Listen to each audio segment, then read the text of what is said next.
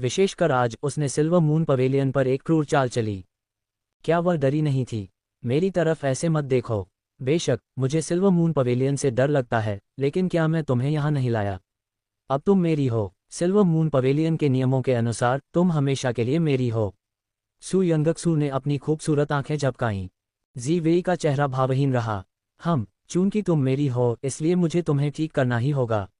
अपने कमरे में 2 घंटे आराम करो और मैं तुम्हारे लिए दवा तैयार कर दूंगी, सू यंगक्सू ने तीखे स्वर में उत्तर दिया। मुझे दवा की क्या ज़रूरत है? जी वेई उलझन में था। तुम्हें बहुत ज़्यादा जहर दिया गया है और तुम्हारे पास ज़्यादा समय नहीं बचा है। मैं तुम्हें ठीक करना चाहती हूँ, सू यंगक्सू ने साफ साफ जवाब दिया। कोई प्रयास करने की ज़रूरत नहीं है। जी वेई की आंखों के सामने अंधेरा छा गया। मरना जीने से आसान है। नहीं, तुम मेरे हो और तुम मेरे लिए बहुत उपयोगी हो।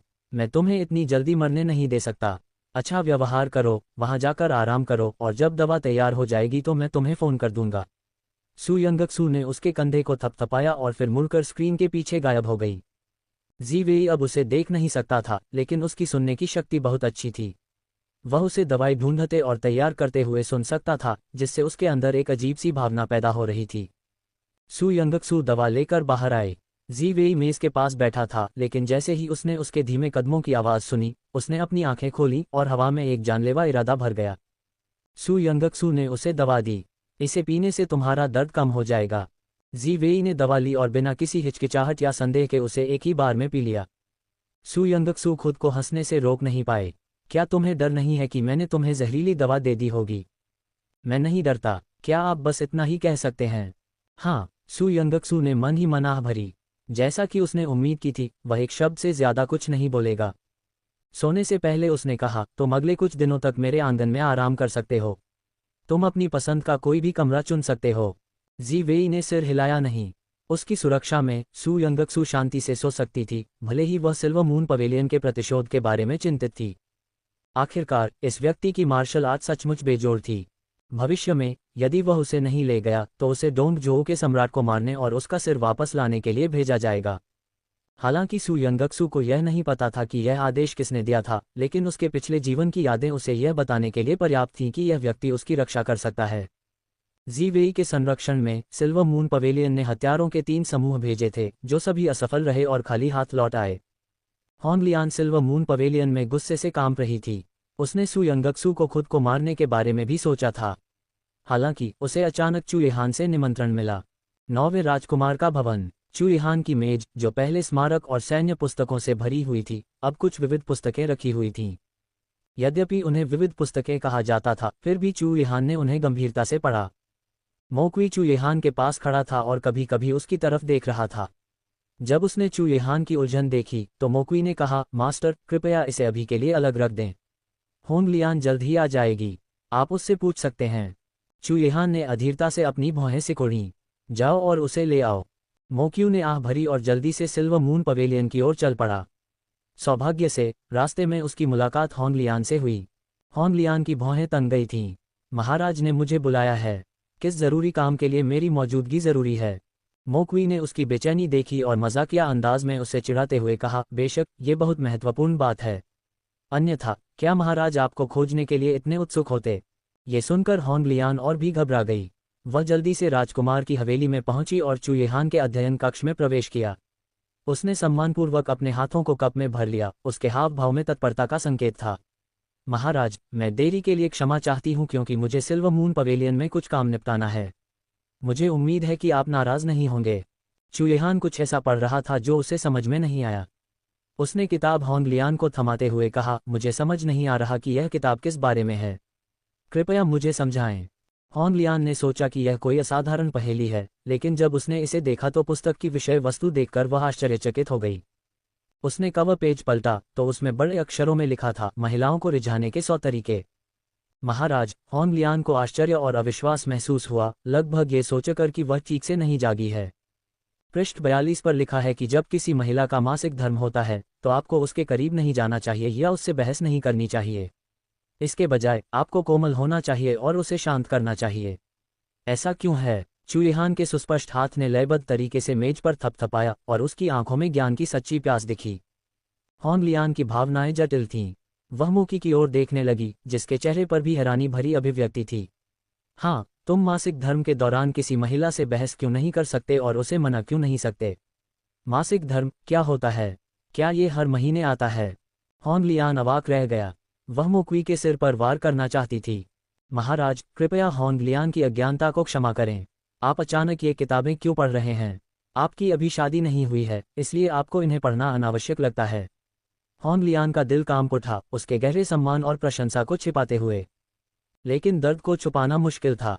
वह जानती थी कि जिस महिला ने चुएहान को ये किताबें पढ़ाई थीं, वह नहीं थी। लेकिन वह वास्तव में कौन थी? मैं एक राजकुमारी से शादी करने का इरादा रखता हूँ और मोक्यू को ये किताबें मिली और उसने कहा कि इन्हें शादी से पहले पढ़ लेना चाहिए। चुएहान ने अपनी भौहें सिकोड़ लीं। वह महान चेंग राजवंश में व्यापक रूप से प्रशंसित एक प्रतिभाशाली व्यक्ति था और उसने कभी ऐसी समस्या का सामना नहीं किया था जिसे वह हल न कर सके। हालांकि वह वास्तव में इन पुस्तकों की कुछ विषय वस्तु को नहीं समझ पाया था, न ही वह जानता था कि उन्हें व्यवहार में कैसे लाया जाए। उदाहरण के लिए, अभी उसके करीब न आने का हिस्सा। जब भी वह सू यंगक्सू के साथ होता था तो वह उसके करीब रहने से खुद को रोक नहीं पाता था। अगर वह भविष्य में उससे शादी करता है तो कई दिनों तक उसके करीब न आ पाना कुछ ऐसा था जिसे वह बर्दाश्त नहीं कर सकता था।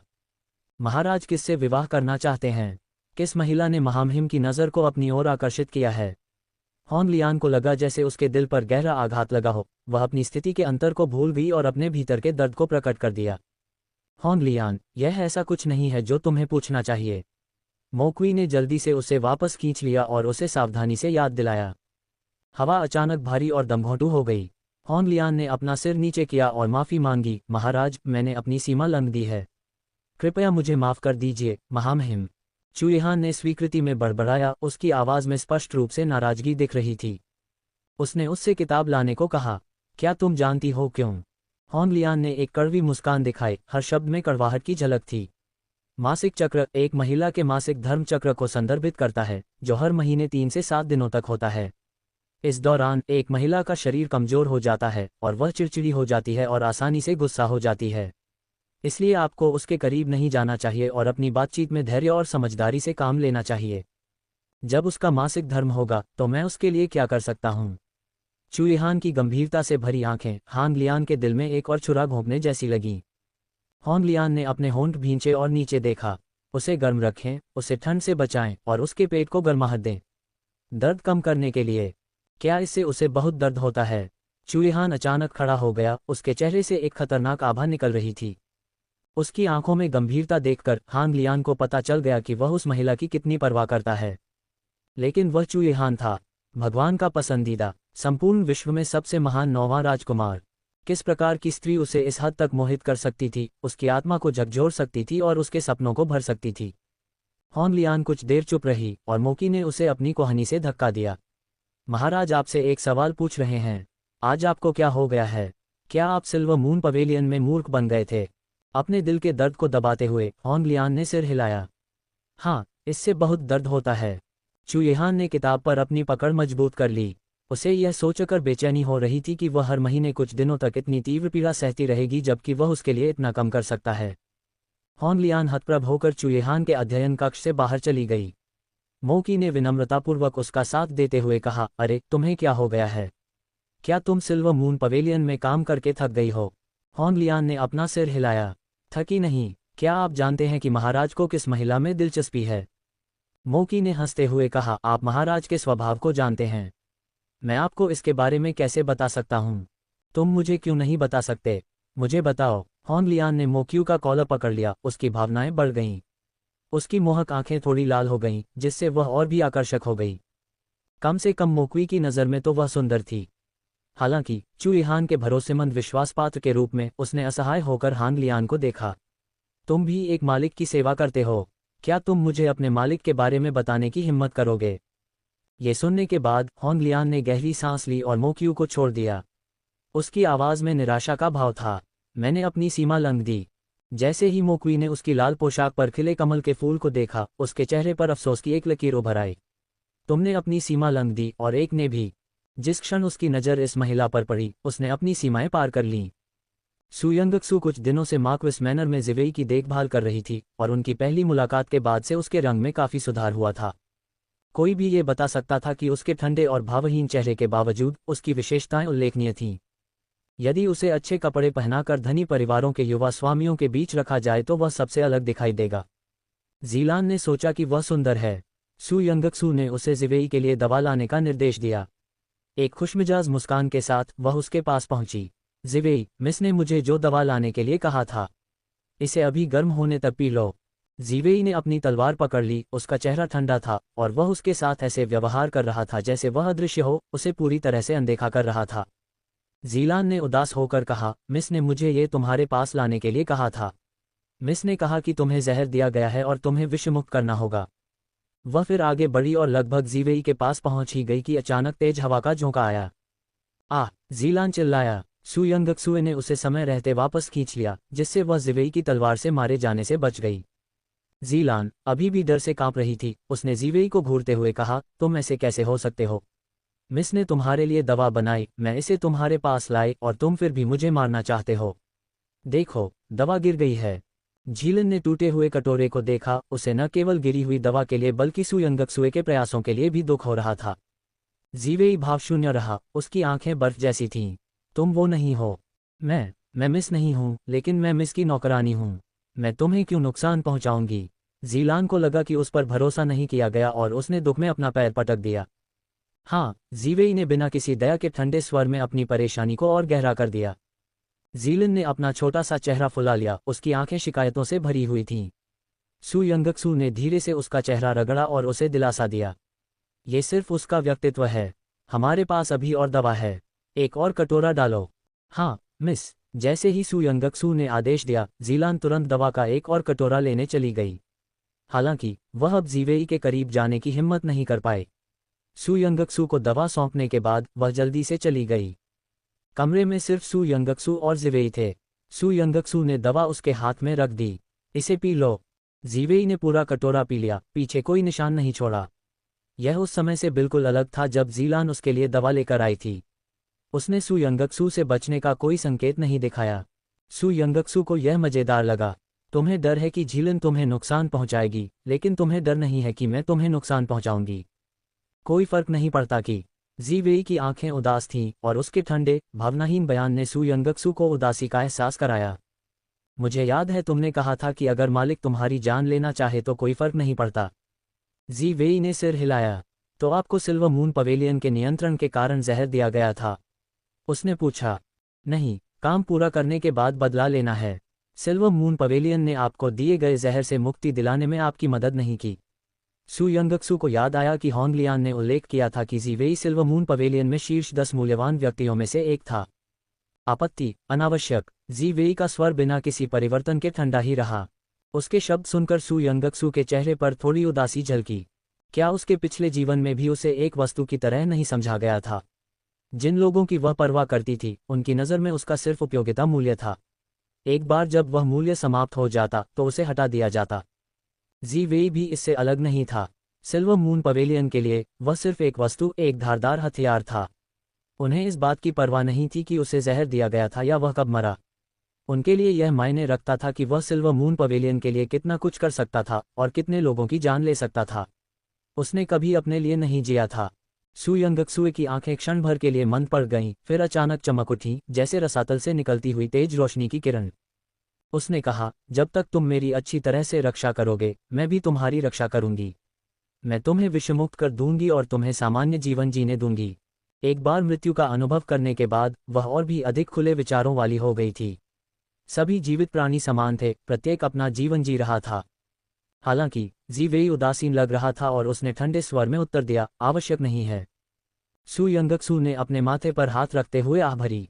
अगर तुमने बस एक शब्द और कहा तो क्या होगा? क्या वे ठीक से बातचीत नहीं कर सकते? सू यंगक्सू ने सोचा।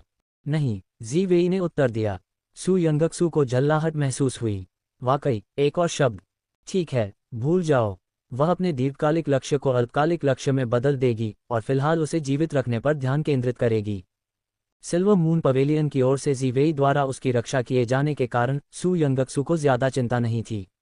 हालांकि चूंकि उसने कंसोर्ट जियांग को ठीक करने का वादा किया था, इसलिए उसे महल में लगातार परेशानियों का सामना करना पड़ रहा था। आज सुबह जब वह इसके प्रतिकार के उपायों पर विचार कर रही थी, तभी किसी ने उसके दरवाजे पर दस्तक दी। एक राजकुमार की आभा को रेखांकित करते हुए नाजुक सुनहरे पैटर्न के साथ एक चांद सी सफ़ेद ब्रोकेड पोशाक पहने चू चेंगे अपने आगमन पर तुरंत ध्यान का केंद्र बन गए। मेडिकल क्लिनिक के अंदर कई विवाहित महिलाएं शर्मा गईं और अपना मुंह फेर लिया। चू चेंगे के पीछे 2 कतारों में गार्ड खड़े थे जो एक बक्सा लिए हुए थे। वह अहंकार से आगे की ओर देख रहा था। मालिक कहाँ है? तुरंत बाहर आओ। मैनेजर क्यू ने सू यंगक्सू की ओर देखा जो दवा कैबिनेट की देखभाल में व्यस्त थी और चू चेंगे के पास विनम्रता से पहुंची। क्या मैं पूछ सकता हूं, क्या ये युवा मास्टर परामर्श के लिए आया है या दवा खरीदने के लिए? मैं वर्तमान राजवंश का 7वां राजकुमार हूं। अपने बॉस को मुझसे मिलने के लिए बुलाओ, चू चेंगे ने घोषणा की। चू चेंगे का रूप रंग आकर्षक था और बचपन से ही अनगिनत लोग उसे खुश करने की कोशिश करते थे। वह श्रेष्ठता की भावना से भरा हुआ था और चाहता था कि जहां भी वह जाए लोग उसका सम्मान करें।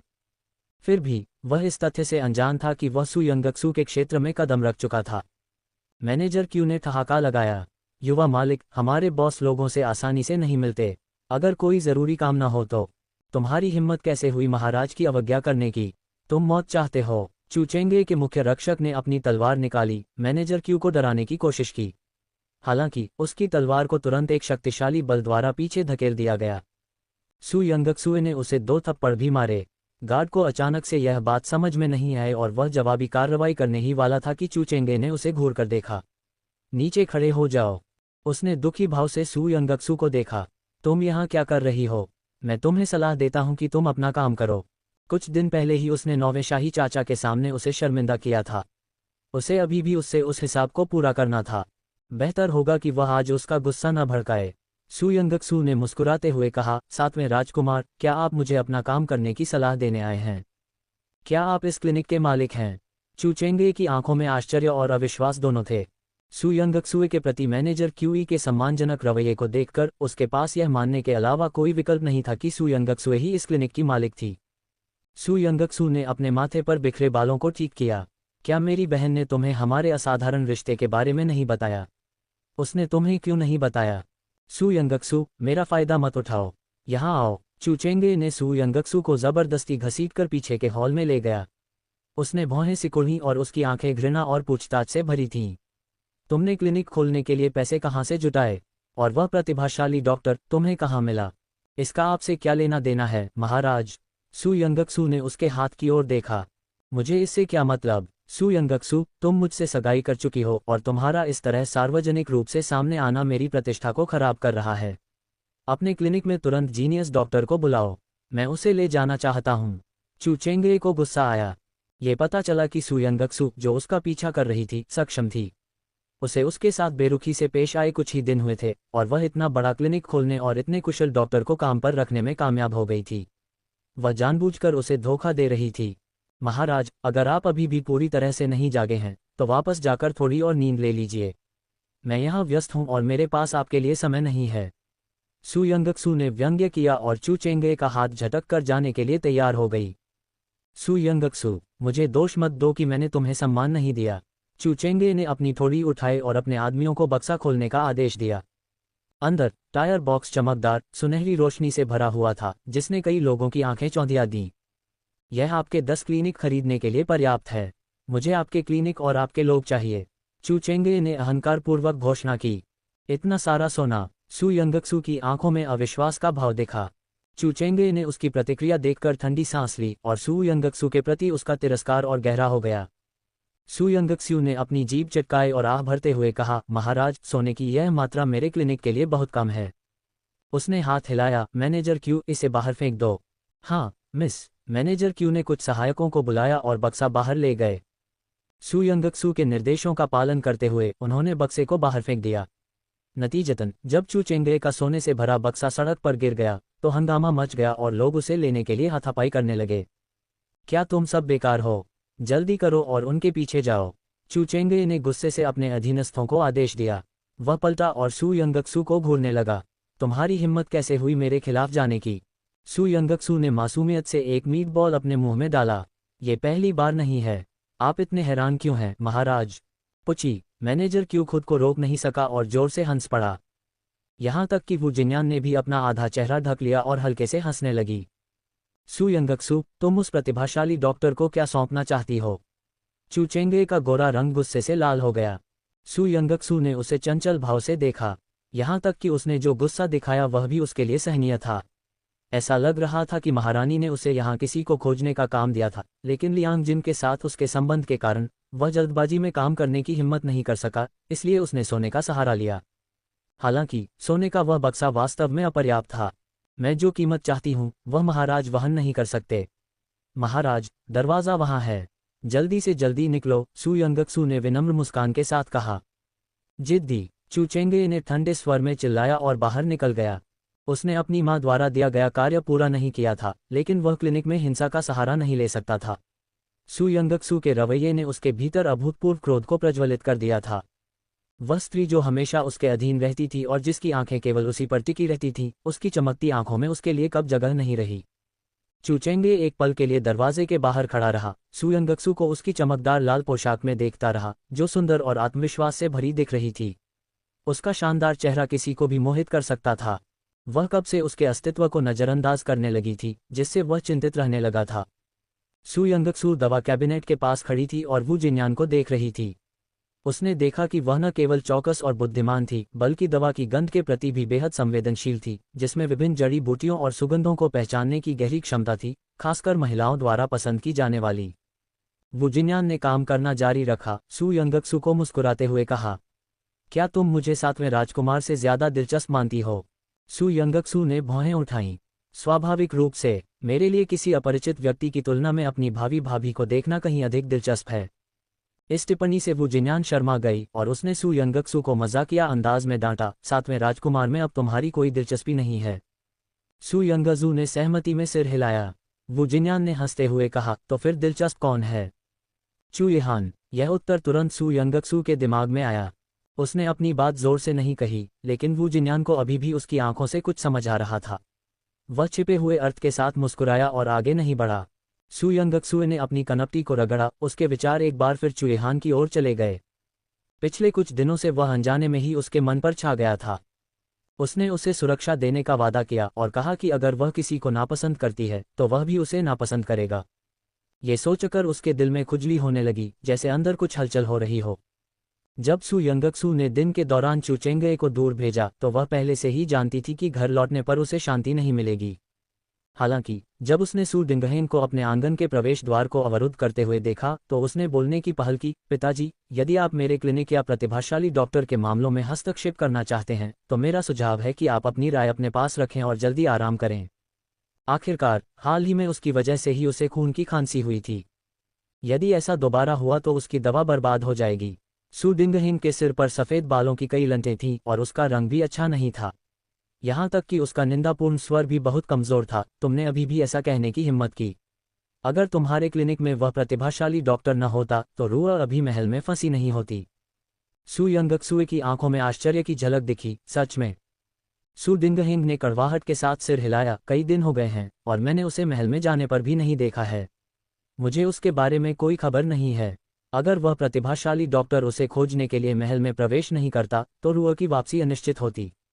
ओह, सू यंगक्सू ने अपनी भौहों के बीच की जगह को दबाते हुए उदासीनता से उत्तर दिया, पिताजी, मैं थक गई हूँ। मैं पहले आराम करूंगी। सू यंगक्सू, क्या तुम्हारे पास कोई विवेक नहीं है? वह तुम्हारी सगी बहन है। तुम उसके भाग्य को जाने बिना उसे महल में कष्ट सहते हुए कैसे देख सकते हो और उसे बचा नहीं सकते? सू डिंगहेन की आंखें लाल हो गईं और उसने उसे डांटा जैसे कि सू यंगक्सू ने कोई अक्षम्य अपराध किया हो। सू यंगक्सू मासूमियत से उसे बताना चाहती थी कि सू योरू ने खुद ही यह सब किया है। हालांकि अपने पिता की मानसिकता को देखते हुए, जो महान चेंग राजवंश से भटक गई थी, उसने गंभीरता से कहा, सू योरू इसके लायक थी। उसने महारानी का इस्तेमाल करके मेरे करीबी लोगों को खत्म करने की कोशिश की। अगर मैंने अपना दिमाग नहीं खोया होता तो मैं उसकी रिहाई के लिए अपनी प्रतिष्ठा कभी नहीं बेचती। पिताजी, नहा धोकर थोड़ा आराम करें। रुको, तुम बेऔलाद बेटी हो सकता है कि मेरी बातें अब तुम पर असर न करें, लेकिन क्या तुम अपने दादा की भी नहीं सुनती? सू डिंगहेन ने अपना गुस्सा दबाया और सू यंगक्सू को एक हस्तलिखित पत्र दिया। ये तुम्हारे दादा का पत्र है। इसे तुम जैसे ठीक समझो संभालो। सू डिंगहेन गुस्से में वहां से चला गया। सू यंगक्सू ने पत्र खोला और पाया कि यह वास्तव में उसके दादा द्वारा लिखा गया था। उन्होंने सू योरू के बारे में सुना था और उसे बचाने के लिए प्रतिभाशाली डॉक्टर को भेजने का निर्देश दिया था। यद्यपि उसके दादा सीमा पर तैनात थे, फिर भी सू यंगक्सू हमेशा उनकी बातों का पालन करती थी और उनके निर्देशों का पालन करती थी।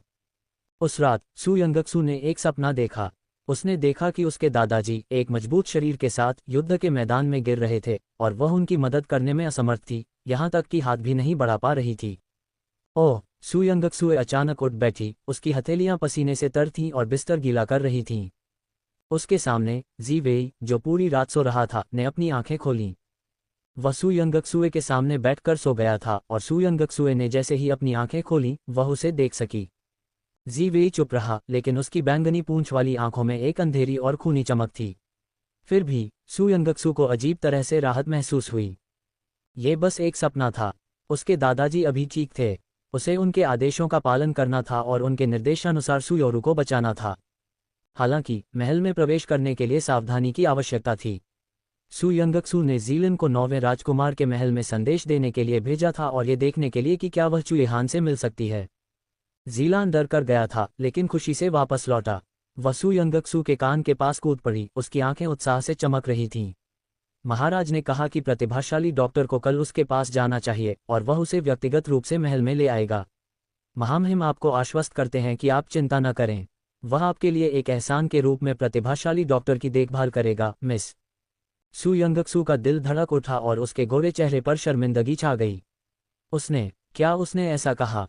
हाँ, मिस, आपका महारानी वास्तव में आपके लिए अच्छा है। मैंने कभी नहीं सोचा था कि इस जीवन में राजकुमार की हवेली में इतनी आसानी से प्रवेश कर पाऊंगा और महारानी से मिल पाऊंगा।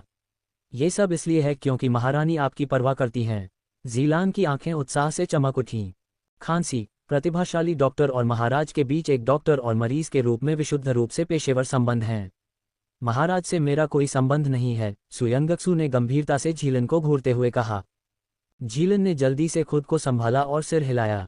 हाँ, मिस एक ने बारी से बात नहीं की, लेकिन वह यह महसूस करने से खुद को नहीं रोक पाई कि मिस आज बहुत खुश थी। क्या उसकी सोच में कोई कमी थी?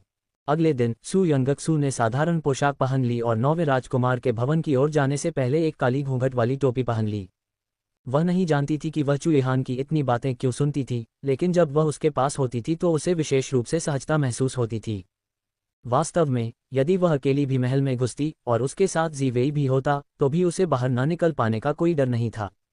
वह आसानी से राजकुमार के भवन में प्रवेश कर गई, लेकिन चुएहान के आंगन में उसका सामना होंगलियान से हुआ। होंगलियान आकर्षक और मनमोहक थी, उसके चेहरे पर एक अलग ही आकर्षण था। जब वह बोल रही थी तो उसकी आंखें मोहक ढंग से चमक रही थीं। आप कौन हैं? महाराज से आपका क्या काम है? उसकी आवाज़ एक मालकिन जैसी थी, जिससे सू यंगक्सू के दिल में भारीपन की भावना पैदा हो गई। सू यंगक्सू ने शांत स्वर में कहा, इससे आपको कोई मतलब नहीं है। मैं यहाँ महाराज से मिलने आई हूँ। महाराज। होंगलियान समझदार था और उसने महसूस किया कि इस महिला ने चुएहान के प्रति कोई डर या हिचकिचाहट नहीं दिखाई। वह शांत रही। लेकिन उसके अलावा राजकुमार के महल में कौन स्वतंत्र रूप से आ जा सकता था? क्या ये हो सकता है कि वह चुएहान की प्रेमिका थी? होंगलियान ने तुरंत अपना रवैया बदल दिया। मैं अभी तक सुबह महाराज से मिलने नहीं आई हूँ। क्या युवती कृपया एक क्षण प्रतीक्षा कर सकती है? देखभाल की गई शब्द सू यंगक्सू के दिल में तीखे कांटों की तरह चुभ गए।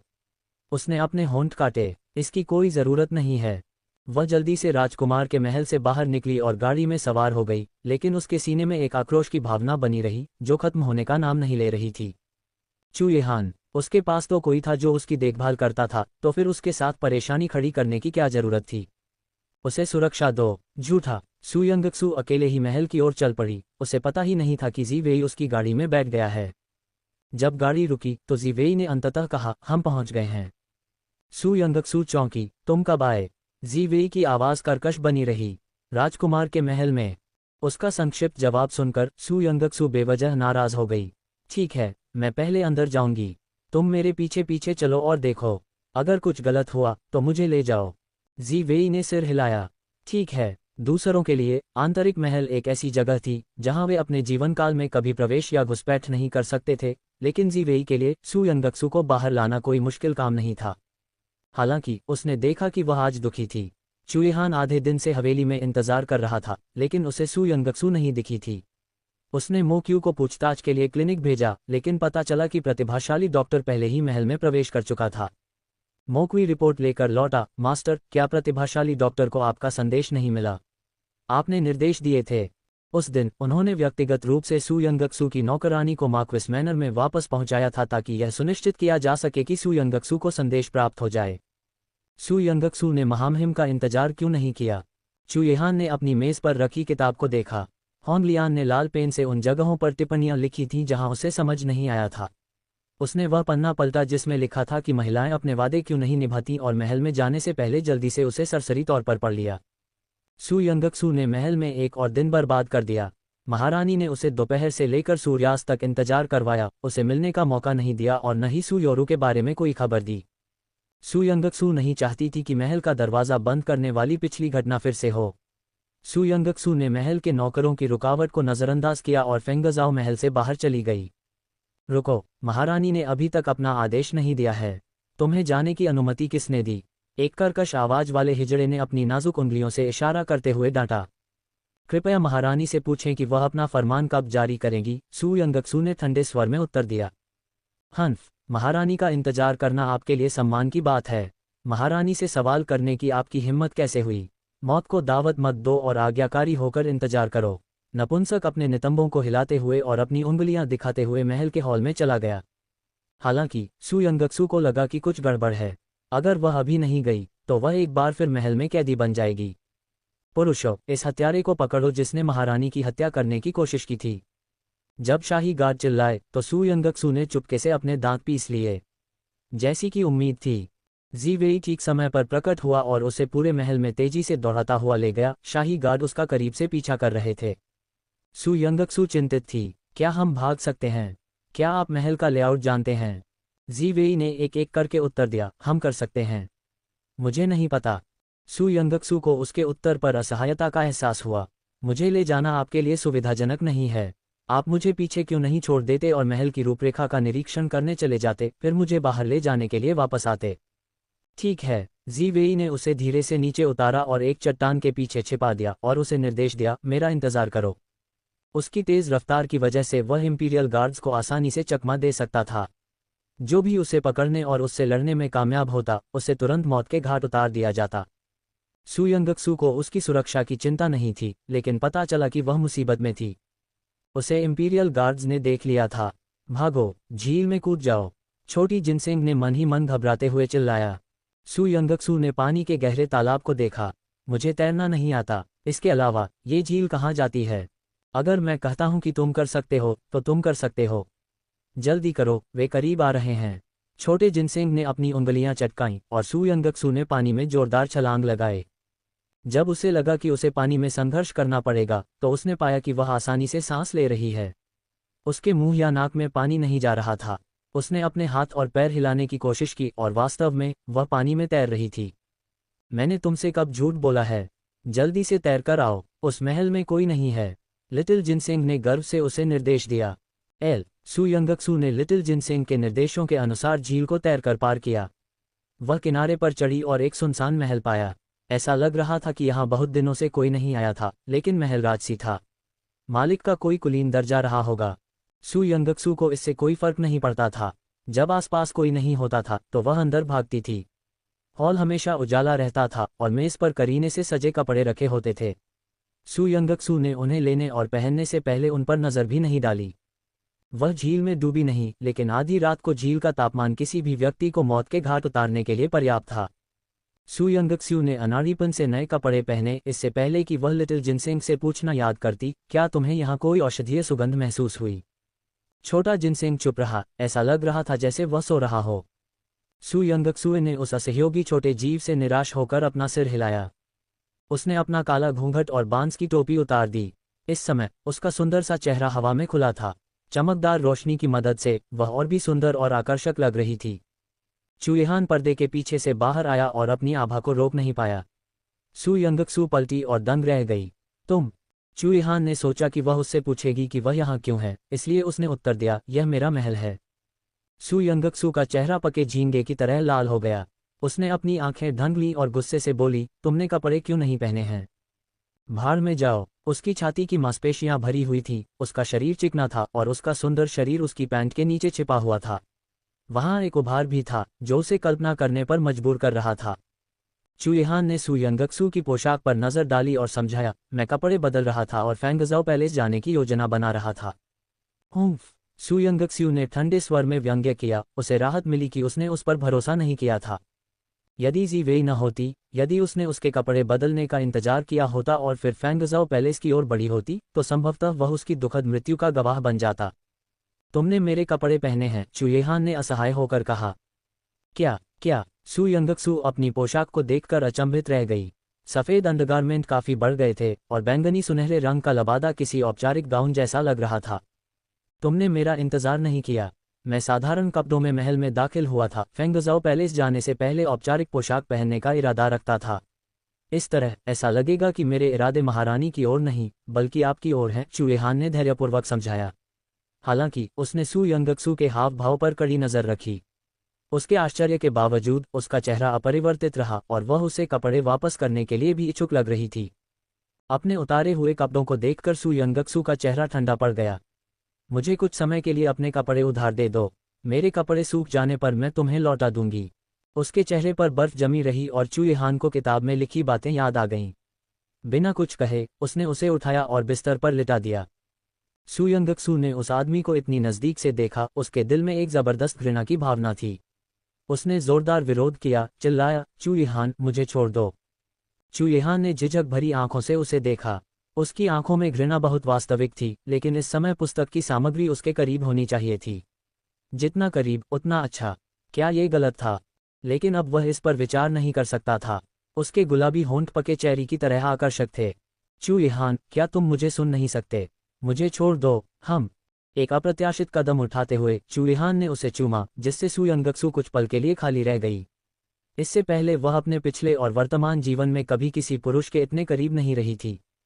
चुयहान उसका फायदा उठा रहा था। वह उन्मत्ततापूर्वक उस पर टूट पड़ी तथा आगे कोई भी अंतरंग क्रिया रोकने की कोशिश करने लगी। हल्का दर्द महसूस करते हुए चुयहान को अचानक खून की गंध आई। उसने सू यंगक्सू को छोड़ दिया, लेकिन उसके हाथ उसका विरोध करते रहे, जो तीखे पंजों जैसे थे। उसके शरीर में आवेग ने उसे और अधिक चीजें करने के लिए प्रेरित किया, लेकिन सू यंगक्सू रो पड़ी। उसे ऐसा महसूस हुआ जैसे उसके हृदय पर उबलता हुआ लावा छिड़क दिया गया हो। उसने तुरंत उसे छोड़ दिया। सू यंगक्सू ने अपने दांत पीस लिए और उसे घूरते हुए ठंडे स्वर में एक शब्द बोला, बेशर्म। ये पहली बार नहीं था जब उसने उसे ऐसा कहा था, लेकिन चुयहान समझ सकता था कि इस बार वह सचमुच गुस्से में थी। पहली बार उसका दिल कुछ बेचैन हुआ। उसने सहज रूप से उसके मुंह के कोने से खून पोंछने के लिए हाथ बढ़ाया, लेकिन सू यंगक्सू ने ठंडे अंदाज में उसका हाथ दूर कर दिया और कहा, दूर हो जाओ। मुझे फिर कभी मत छूना। मुझे घिन आ रही है। सू यंगक्सू, क्या मैं वास्तव में तुम्हारे लिए इतनी घृणित हूं? चुयहान का दिल दुख गया और उसकी काली स्याही जैसी आंखों में एक छिपी हुई उदासी थी जिसका सीधे सामना करना मुश्किल था। हाँ, तुम मुझे घृणास्पद लगते हो। इसलिए महाराज, कृपया थोड़ा आत्मसम्मान दिखाओ। सू यंगक्सू ने उस पर हमला करने की इच्छा को दबाने में कामयाब रही। चुयहान मुड़ा और कक्ष से बाहर चला गया। उसके जाने के कुछ समय बाद ही सू यंगक्सू ने कक्ष के बाहर शोरगुल सुना, क्योंकि शाही पहरेदार महल की तलाशी लेने लगे थे। वह जल्दी से अपने कपड़े लपेटकर भागने की कोशिश कर रही थी, तभी दरवाजे के पीछे से एक आदमी की दहाड़ सुनाई दी, बाहर निकलो। महाराज, महारानी की हत्या के प्रयास के कारण हमें तलाशी लेने का आदेश दिया गया है। बूम। इसके बाद जो प्रतिक्रिया हुई वह चुयहान की आवाज नहीं थी, बल्कि एक दबंग और जोरदार हथेली का प्रहार था जिसने शाही रक्षकों की पंक्ति को उड़ा दिया। अच्छी तरह से प्रशिक्षित और अत्यधिक कुशल सैनिकों का एक समूह भागते हुए सैनिकों की तरह चुयहान के सामने बिखर गया। दरवाजे से अलग होकर सू यंगक्सू ने एक बार फिर उस आदमी की ताकत का अनुभव किया। अगर वह अभी उस पर बल प्रयोग करना चाहता तो उसे यह बताने की जरूरत नहीं थी कि वह किस स्थिति में होगी। चुयहान वापस कमरे में आ गया। उसकी आवाज साफ और ठंडी थी, जिसमें खूनी आभा की झलक थी, कमरे में ही रहो। कोई तुम्हें परेशान नहीं करेगा। कल मैं तुम्हें ले जाऊंगा। सू यंगक्सू ने कोई प्रतिक्रिया न देते हुए ठंडी सांस ली। चुयहान ने देखा कि उसकी दुबली पतली काया आराम करने के लिए कमरे में प्रवेश कर रही है। उसकी आंखें बढ़ती उलझन से भर गईं। वह कमरे में बैठा रहा, रात भर सोचता रहा, ये समझने की कोशिश करता रहा कि आखिर कहाँ गड़बड़ हो गई। अगले दिन सू यंगक्सू उठी। उसके कपड़े सूख चुके थे, इसलिए उसने उन्हें उतार दिया और चुयहान को वापस कर दिया। चुयहान ने पिछले दिन सिर्फ एक पतली अंडरशर्ट पहनी थी। अब अपने दरबारी पोशाक में वह गरिमा में दिख रहा था और एक जबरदस्त उपस्थिति दिखा रहा था। उसके पूरे व्यक्तित्व से एक ऐसा प्रभुत्व झलक रहा था जिससे दूसरों के लिए उसका सम्मान करना असंभव हो गया था। चू येहान ने सहजता से उसका हाथ पकड़ लिया। मैं तुम्हें महल से बाहर ले जाऊंगा। सू यंगक्सू ने उसे ठंडे दिमाग से टाल दिया। मैं कंसोर जियांग को खोजने जाऊंगी। उसका इलाज करने के बाद वह मेरे जाने का प्रबंध करेगी। महाराज, आपको खुद को परेशान करने की कोई जरूरत नहीं है। मैं तुम्हारे साथ चलूंगा, चू येहान ने कहा। हालांकि उसका चेहरा ठंडा था, लेकिन उसकी आवाज में गर्मजोशी और सुरक्षात्मक इरादे की झलक थी। चू येहान को साथ लेकर सू यंगक्सू ने साहपूर्वक कंसोर जियांग के महल में प्रवेश किया। कुछ समय तक उसे न देखने के बाद कंसोरर जियांग का रंग रूप काफी हद तक निखर गया था। उसका आकर्षक आकर्षण और भी ज्यादा आकर्षक हो गया था और उसकी नीलम जैसी आंखें चमक उठी थीं। सू यंगक्सू को पर्दे के पीछे आमंत्रित करने के बाद कंसोरर जियांग ने चिंता व्यक्त करते हुए उसकी नब्ज देखने को कहा। मैंने सुना है कि कल फेंगजाओ पैलेस में एक हत्या का प्रयास किया गया था। जीनियस डॉक्टर चू, क्या वह आप थे? यह महारानी ही थी जिन्होंने मुझे महल में घुसने के लिए मजबूर किया और मेरे साथ एक हत्यारे की तरह व्यवहार करने की कोशिश की। सू यंगक्सू ने शांति से उत्तर दिया और उसे हत्यारे के रूप में आरोपित किए जाने का कोई डर नहीं दिखा। पत्नी जियांग ने खुद को दोषी ठहराया। मुझे खेद है, मैंने हर बात पर ध्यान से विचार नहीं किया और महारानी को नाराज कर दिया। अगर महारानी के इरादे दुर्भावनापूर्ण नहीं होते तो वह मुझे क्यों निशाना बनाती? महाराज, महारानी ही दूसरों को नुकसान पहुंचाती हैं। आपको और भी स्पष्ट होना चाहिए, सू यंगक्सू ने कहा, जिससे कंसोर जियांग की आंखों में उदासी की झलक दिखाई दी। ग्रुप में शामिल होने में रुचि रखने वाले लोग कृपया अपनी क्यू के साथ एक टिप्पणी छोड़ें। लेखक आपको पाठकों के समूह में जोड़ देगा जहां आप अपडेट का आग्रह कर सकते हैं, स्पॉइलर साझा कर सकते हैं, संबंधित सामग्री पर चर्चा कर सकते हैं और कभी कभी लाल पैकेट उपहार प्राप्त कर सकते हैं। आओ और मजे में शामिल हो जाओ। कंसोर जियांग उन लोगों से नफरत कैसे नहीं कर सकती थी जिन्होंने उसे नुकसान पहुंचाया। हालांकि उसके पास भरोसा करने के लिए कोई मात्र परिवार नहीं था और कोई बच्चे नहीं थे। खुद की रक्षा करना आसान नहीं था, अकेले धर्मी होना तो दूर की बात है। जीनियस डॉक्टर चू, मुझे पूरी तरह से ठीक होने में कितना समय लगेगा? कंसोर जियांग की आंखों में तत्परता का भाव था। वह कई सालों से बीमारी से जूझ रही थी और उसकी सहनशक्ति बहुत पहले ही खत्म हो चुकी थी। उसका मानना था कि उसके लिए हर दिन एक तोहफा है, लेकिन अब वह इस वीरानी में रहना नहीं चाहती थी। सू यंगक्सू ने मेडिसिन किंग वैली में उसके लिए तैयार की गई नई दवा निकाली। ये गोलियां नींव को मजबूत करती हैं और जीवन शक्ति का विकास करती हैं। इन्हें डिटॉक्सिफाइंग दवा के साथ लेना चाहिए। महाराज, कृपया चिंता न करें। 1 महीने के भीतर मैं सुनिश्चित करूंगा कि महाराज पूरी तरह से ठीक हो जाएं। 1 महीना? कंसोर जियांग की आंखों में आशा की एक झलक दिखाई दी, साथ ही गहरी नाराजगी भी। वर्षों की यातना सहने के बाद वह इसे ऐसे खत्म नहीं होने दे सकती थी। हालांकि सू यंगक्सू का सामना करते समय उसे अभी भी कुछ हद तक दोषी महसूस हुआ। जीनियस डॉक्टर चू, इस समय मैं आपके लिए ज्यादा कुछ नहीं कर सकता, लेकिन बाद में मैं आपकी सुरक्षा सुनिश्चित करने के लिए किसी को महल से बाहर भेज सकता हूं। महाराज, कृपया मेरे लिए खुद को परेशान न करें। अभी मुझे बस इतना चाहिए कि महाराज आपके स्वास्थ्य का ख्याल रखें। सू यंगक्सू ने दवा तैयार करने पर ध्यान केंद्रित किया, जिससे कंसोर जियांग उत्सुक हो गया। तुम मेरी वजह से अनजाने में हरम के विवादों में उलझ गए थे। कल तुम लगभग अपनी जान गंवा चुके थे और फिर भी तुम मुझे बचाने के लिए तैयार हो। जीनियस डॉक्टर चू, क्या तुम मुझे बता सकते हो कि तुमने मुझसे क्या शर्त मांगी थी? पत्नी जियांग, जिसके पास भरोसा करने के लिए कोई नहीं था, मूर्ख नहीं थी। वह विश्वास नहीं कर सकती थी कि सू यंगक्सू के पास कोई गुप्त उद्देश्य नहीं था। वे अजनबी थे, तो सू यंगक्सू उसे ठीक करने के लिए अपनी जान जोखिम में क्यों डालेगी? सू यंगक्सू का इसे छिपाने का कोई इरादा नहीं था। महाराज के शरीर में जहर मेरे रिश्तेदार ने विकसित किया था। उसकी मौत का कारण अज्ञात है, इसलिए मैं ये पता लगाने के लिए दृढ़ संकल्पित हूं कि किसने महामहिम को जहर दिया और उसने जहर कहां से प्राप्त किया। तो यह इस तरह है। कंसोर जियांग आश्चर्यचकित था, लेकिन कुछ हद तक राहत भी महसूस कर रहा था। उसने सू यंगक्सू का हाथ पकड़ा और एक गंभीर वादा किया, जब तक तुम मुझे ठीक करोगे तुम मेरी जीवन रक्षक रहोगी। मैं तुम्हारी मदद करने के लिए अपनी पूरी शक्ति से काम करूंगी। तुम्हें मुझ पर विश्वास करना चाहिए। मैं पश्चिमी क्षेत्रों की राजकुमारी के रूप में अपनी पहचान की शपथ लेती हूँ। ठीक है, मुझे आप पर भरोसा है महाराज। सू यंगक्सू और कंसोर जियांग ने अपने गठबंधन को मजबूत करते हुए हाई फाइव किया। सू यंगक्सू ने फिर कंसोर जियांग के लिए एक और एक्यूपंक्चरोपचार किया। कंसोर जियांग ने खुद उसे महल से बाहर निकाला। मूल रूप से उसका इरादा सू यंगक्सू को सम्राट से मिलवाने और फिर उसे महल से बाहर भेजने का था। हालांकि उसने महल के बाहर किसी को खड़ा देखा। 9वां राजकुमार। पत्नी जियांग की आंखें आश्चर्य से भर गईं। जियांग लिंग ने तुरंत उसे याद दिलाया, महाराज, जीनियस डॉक्टर चू को 9वें राजकुमार ने व्यक्तिगत रूप से भेजा था। मैं समझ गई। कोई आश्चर्य नहीं कि मैं तुम्हें सम्राट से मिलवाना चाहती थी, लेकिन तुमने कोई भावनात्मक प्रतिक्रिया नहीं दिखाई। पत्नी जियांग ने अपना मुंह ढक लिया और मुस्कुराए। उसे अभी भी चुएहान का वह रूप याद है जब उसने उसे कई साल पहले पहली बार देखा था। वह एक शालीन, सुंदर और असाधारण आचरण वाला युवक था। अब उसे फिर से देखकर वह और भी अधिक प्रभुत्व और उग्रता से भर गया, जिससे प्रशंसा जागृत हुई। उसकी नज़र कहीं और चली गई, ठंडी और अनियंत्रित। लेकिन जब वह सु यंगक्सु पर पड़ी तो अनजाने में ही नरम पड़ गई। पत्नी जियांग ने तुरंत सु यंगक्सु को चुएहान की ओर धकेल दिया। 9वें राजकुमार को परेशान करके जीनियस डॉक्टर चू को महल से बाहर निकालो। जीनियस डॉक्टर चू। चुएहान ने अपनी भौं को थोड़ा ऊपर उठाया और सु यंगक्सु का हाथ दबाया। तो आपको जीनियस डॉक्टर चू कहा जाता है।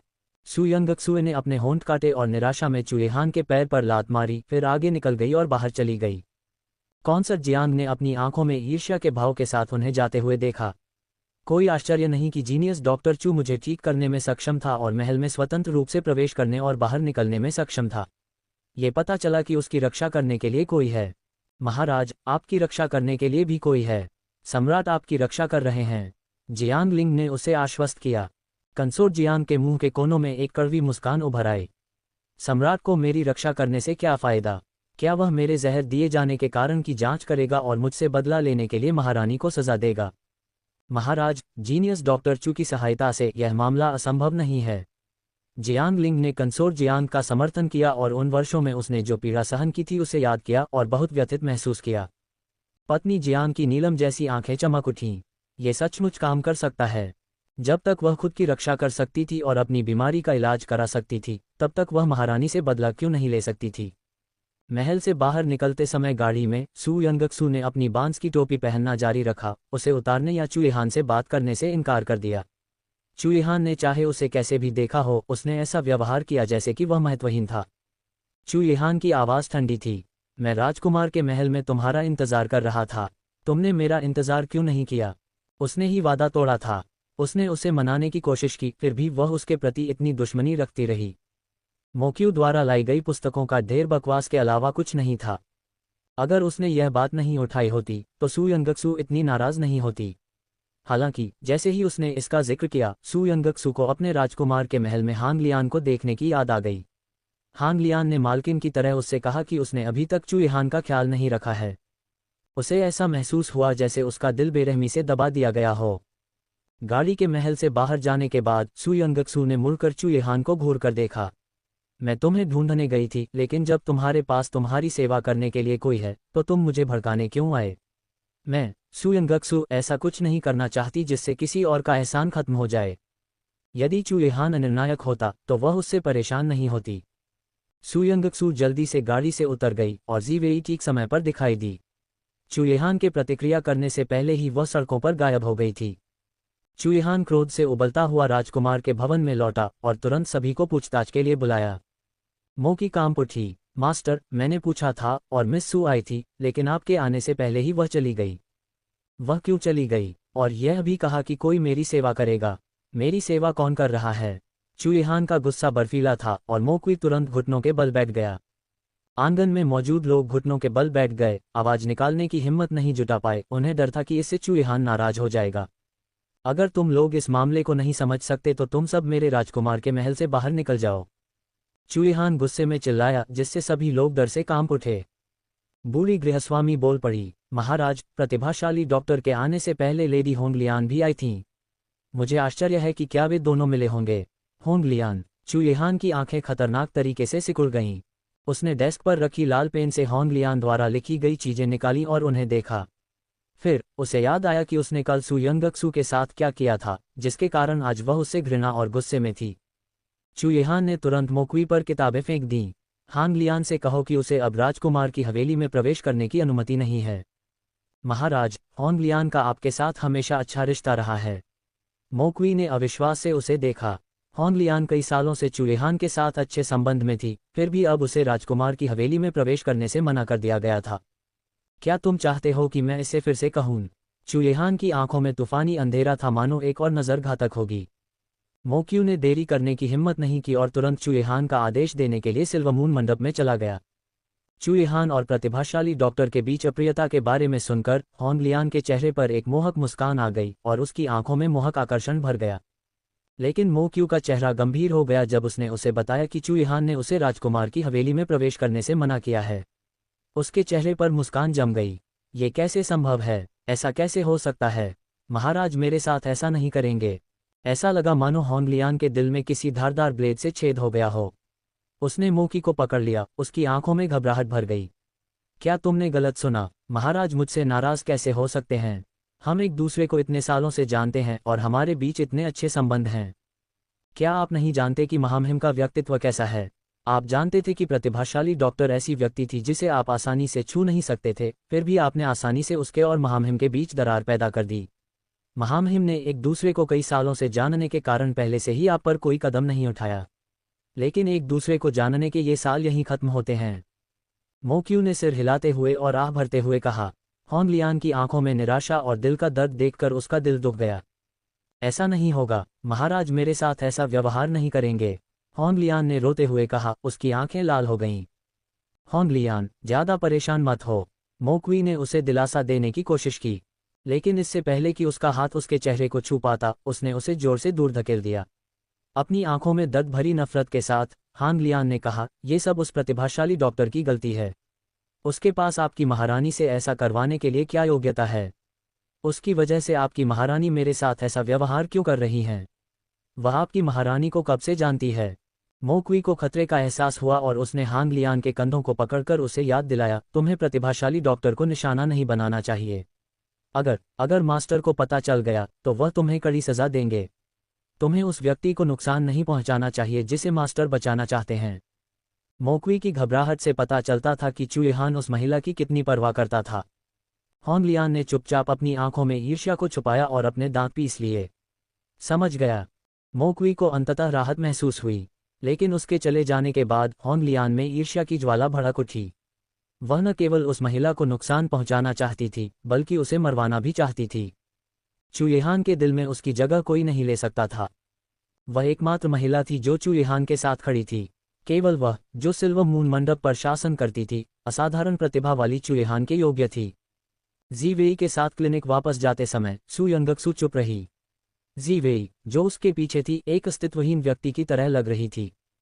सु यंगक्सुए उसकी सांसें भी नहीं सुन पा रही थी, लेकिन जब वह उसे खोजती तो जी वेई तुरंत प्रकट हो जाता।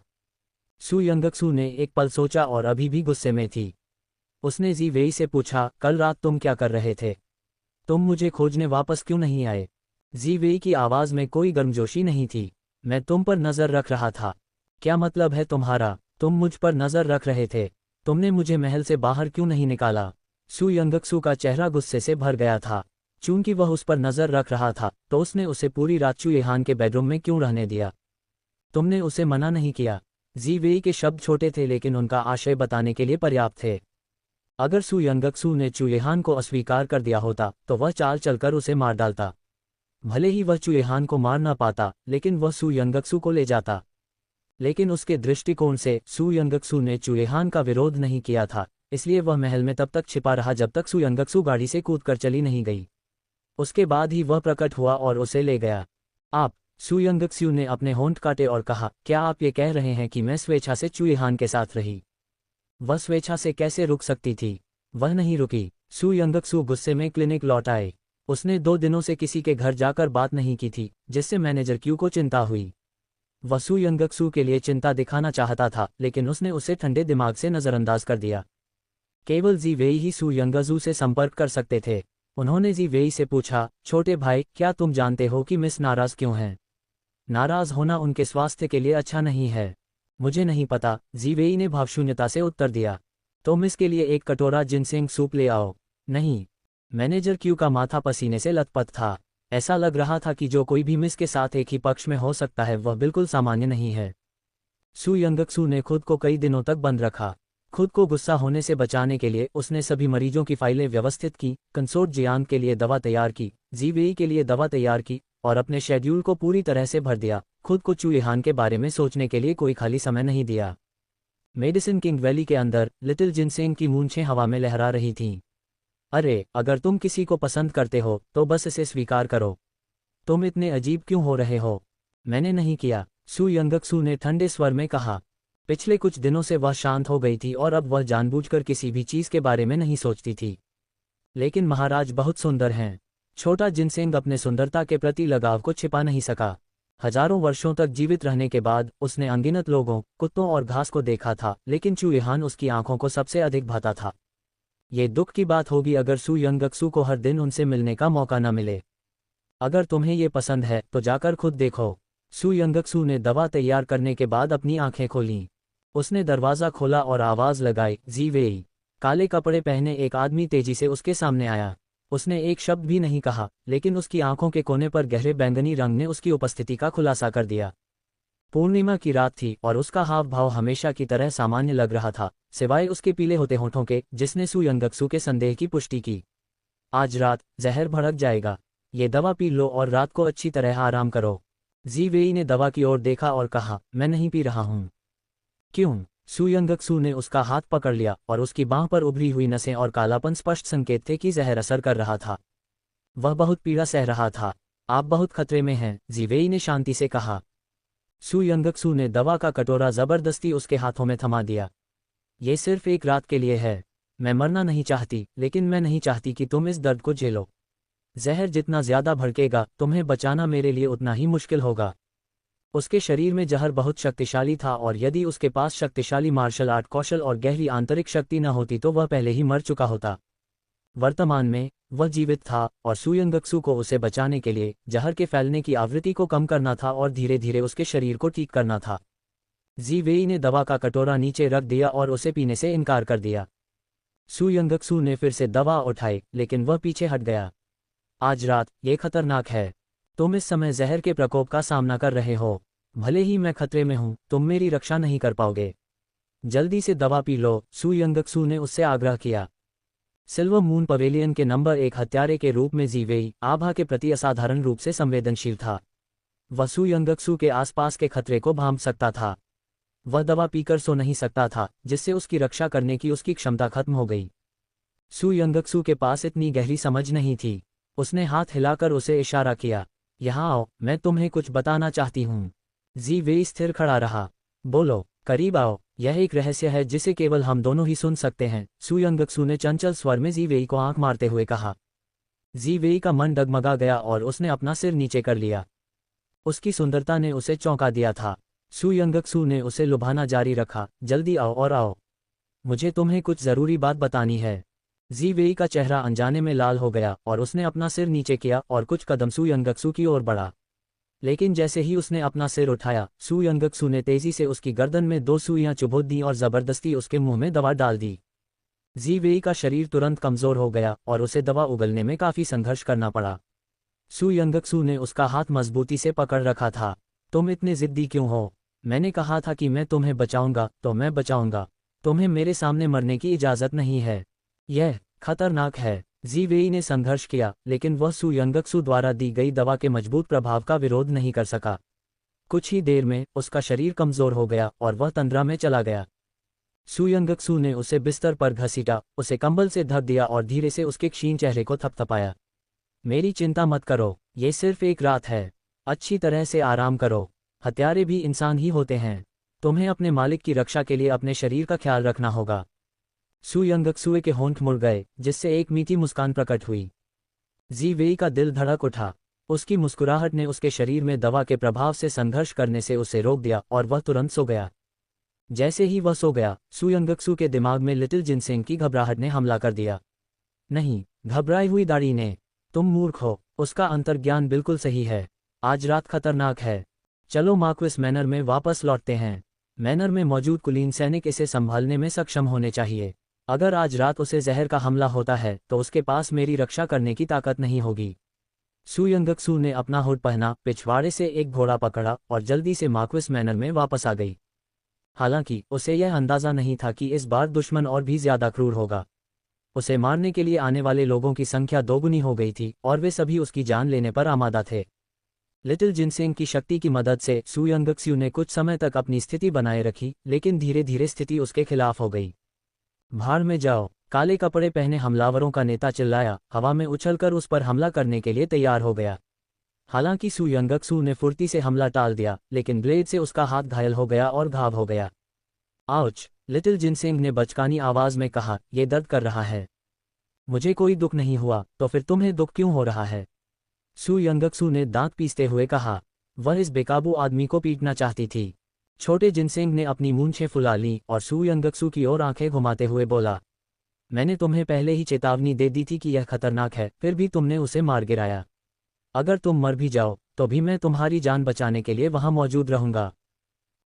सू यंगक्सू को हमलावरों में से एक ने ठोकर मार दी। ब्लेड को अपनी ओर आते देख वह भाग्यशाली थी कि उसके हाथ में 3 चांदी की सुइयां थीं। यह उसका आखिरी सहारा था। हालांकि इससे पहले कि हमलावरों के ब्लेड उस तक पहुंच पाते, हवा का एक शक्तिशाली झोंका आया, उनसे टकराया और उनके शरीर टुकड़े टुकड़े हो गए। ये हमलावर दीवारों और जमीन पर गिर पड़े थे और सू यंगक्सू उनकी हड्डियों के टूटने की आवाज सुन सकती थी। अरे, ये तो बहुत प्रभावशाली था, लिटिल जिनसेंग ने मन ही मन विस्मय से भरकर कहा। सू यंगक्सू ने अपनी भौहें सिकोड़ लीं। हाँ, ये प्रभावशाली था, लेकिन ये दुर्जय व्यक्ति कौन था? जब वह पलटी तो उसने एक आदमी को देखा जो शत्रुता की आभा बिखेर रहा था। उसकी शक्ति पहाड़ों को गिराने और स्वर्ग को उल्टने में सक्षम थी। उसके हाथ में किंग फ्रॉस्ट तलवार खून से सना नहीं था, फिर भी उनके सभी दुश्मन गिर गए थे। जब उसकी नजरें उससे मिलीं तो उसकी गहरी और असीम आंखों में कोमलता की झलक थी। सू यंगक्सुए का चेहरा अनायास ही लाल हो गया। काले कपड़े पहने हमलावर आगे बढ़े, लेकिन चुएहान अपनी तलवार लेकर सू यंगक्सू के सामने खड़ा रहा। सू यंगक्सू को कोई नुकसान नहीं हुआ, लेकिन वह खून के छींटे और मांस के फटने की आवाज सुन सकती थी, क्योंकि चुएहान की तलवार ने उस पर वार किया था। इन हमलावरों को चीखने का भी मौका नहीं मिला और वे सभी जमीन पर मृत पड़े रहे। चांगोन की सड़कें लाशों से भरी थीं। चुएहान ने अपनी तलवार म्यान में रखी और एक हाथ से सू यंगक्सू को उठाने के लिए मुड़ा। उसका स्वर, जो शुरू से ही कोमल था, ने पूछा, क्या तुम ठीक हो? सू यंगक्सू ने अपना सिर हिलाया, मैं ठीक हूं। हालांकि चुएहान की नज़र उसकी बांह पर लगे घाव पर पड़ी और उसका चेहरा गंभीर हो गया। वाह, वह कितना सुंदर है! छोटे जिनसेंग ने सू यंगक्सू के मन में इतनी भावना भर दी कि वह अपना रुमाल काटते हुए रोने के कगार पर पहुंच गई। क्या मैं आपके साथ अपनी जगह बदल सकती हूँ? मैं भी ऐसे खूबसूरत आदमी से गले मिलना चाहती हूँ। छोटी जिनसेंग ने अपनी मासूम और मनमोहक आवाज में विनती की। नहीं, सू यंगक्सू ने बिना किसी हिचकिचाहट के अनुरोध को तुरंत अस्वीकार कर दिया। छोटे जिनसेंग को दुख हुआ। सिसकी सिसकी सिसकी, क्या नहीं कर सकते? चुएहान ने सू यंगक्सुए को असमंजस से देखा। सू यंगक्सू ने शर्माते हुए अपना सिर हिलाया। यह कुछ भी नहीं है। वर्तमान परिस्थिति में उसे नहीं कहने का अधिकार नहीं था। आखिरकार उसी ने उसकी जान बचाई थी। चुएहान ने सू यंगक्सू को वापस उसके कमरे में पहुंचाया। सू यंगक्सू को अचानक अपने चेहरे पर झुनझुनी सी महसूस हुई। उसने ठान लिया था कि वह अपनी बाकी जिंदगी इस जगह पर नहीं लौटेगी, लेकिन हकीकत ने उसे इतनी तेजी से तमाचा मारा था। तमाचा, चेहरे पर थप्पड़ मारने से चोट लगी। चुएहान उसके घावों पर पट्टी बांधने के लिए दवा का डिब्बा लेकर आया। सू यंगक्सू ने जब उसकी कुशल हरकतें देखीं तो वह उसका मजाक उड़ाए बिना नहीं रह सकी। ऐसा लगता है कि महाराज ने कई महिलाओं को बचाया है। चुएहान ने अपना सिर नीचे झुका लिया, पूरी तरह से ध्यान केंद्रित किया। केवल उसकी चुंबकीय आवाज ने उसे जवाब दिया, केवल तुम। महाराज को अब मुझसे झूठ बोलने की जरूरत नहीं है। आपकी सेवा करने वाली बहुत सी महिलाएं होंगी। क्या हांगलियान, जिसे उसने उस दिन देखा था, उनमें से एक नहीं थी? चुएहान जैसे आदमी को महिला साथियों की कमी नहीं होगी, है ना? वह राजकुमार के महल में फिर कभी नहीं आएगी, और उसने कभी मेरी सेवा नहीं की है। चुएहान ने प्रत्येक शब्द को जोर देकर कहा। उसे पट्टी बांधने के बाद उसने सू यंगक्सू का हाथ पकड़ा और उसे धीरे से दबाया। उसकी मजबूत उंगलियां धीरे से उसकी हथेली को सहला रही थीं, मानो उसकी मांसपेशियों और हड्डियों में किसी चोट की जांच कर रही हों। लेकिन सू यंगक्सू को उसकी हरकतें गुदगुदी भरी लगीं और उसने जल्दी से अपना हाथ खींच लिया। आज रात के लिए धन्यवाद महाराज, मैं मार्क्विस के मनों में वापस आ जाऊंगी, सू यंगक्सू ने कहा। उसका चेहरा लाल हो गया। लेकिन इससे पहले कि वह 2 कदम चल पाती, चुएहान ने उसका हाथ पकड़ लिया। एक बार जब हम 9वें राजकुमार की हवेली से निकल जाएंगे तो ऐसे लोगों की लगातार भीड़ उमड़ पड़ेगी जो प्रतिभाशाली डॉक्टर को मारना चाहते हैं। मैं इसे खुद संभाल लूंगा महाराज, आपको चिंता करने की कोई जरूरत नहीं है, सू यंगक्सू ने झल्लाकर जवाब दिया। चुएहान दबंग और दुर्जय था। कोई भी उसका विरोध करने की हिम्मत नहीं करता था, लेकिन इसका मतलब यह नहीं था कि उसे सुरक्षा के लिए उस पर निर्भर रहना था। चुएहान ने उसे पकड़ लिया और उसे अपनी बाहों में वापस खींच लिया। तुम्हारे जाने से पहले मैं तुम्हें कुछ समझाना चाहता हूँ। क्या बात है महाराज, कृपया मुझे जाने दीजिए, सू यंगक्सू ने विरोध किया।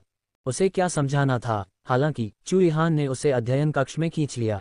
उसकी मेज पर ढेर सारी किताबें थीं जो महिलाओं के साथ बातचीत करने और उन्हें खुश करने के तरीकों के बारे में थीं।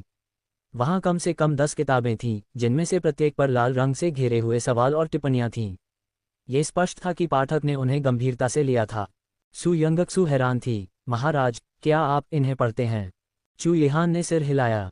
वह हैरान थी। उसने हमेशा यह मान लिया था कि चू यिहान जैसा कोई व्यक्ति या तो स्मारक या गुप्त पत्र पढ़ेगा या जटिल सैन्य ग्रंथों का अध्ययन करेगा। वह इन पुस्तकों को क्यों पढ़ेगा जो भोले भाले युवकों को धोखा देने के लिए बनाई गई थीं? चू यिहान ने जल्दी से उसकी उलझन का जवाब दिया। मैं शुरू में आपको खुश करने के लिए उनका इस्तेमाल करना चाहता था। इसलिए मैंने हॉन्गलियान से उन हिस्सों को एनोटेट करने के लिए कहा जो मुझे समझ में नहीं आए। लेकिन उसने आपको गलत समझा और जब मैंने उसकी सलाह का पालन किया तो आपको यह अप्रिय लगा। इसीलिए मैंने उसे आदेश दिया कि वह फिर कभी राजकुमार की हवेली में न आए और मैं अब इन किताबों को नहीं पढ़ूंगा। चू यिहान ने अपनी आंतरिक ऊर्जा को सक्रिय किया और बिना किसी प्रयास के अपने हाथ में रखी एक पुस्तक को तोड़ दिया। उनके चेहरे पर कुछ गंभीरता थी जिसमें क्षमा याचना की झलक भी थी। लेकिन वह स्वाभाविक रूप से माफी मांगने वालों में से नहीं था, इसलिए वह केवल सू यंगक्सू को गहराई से देख सकता था।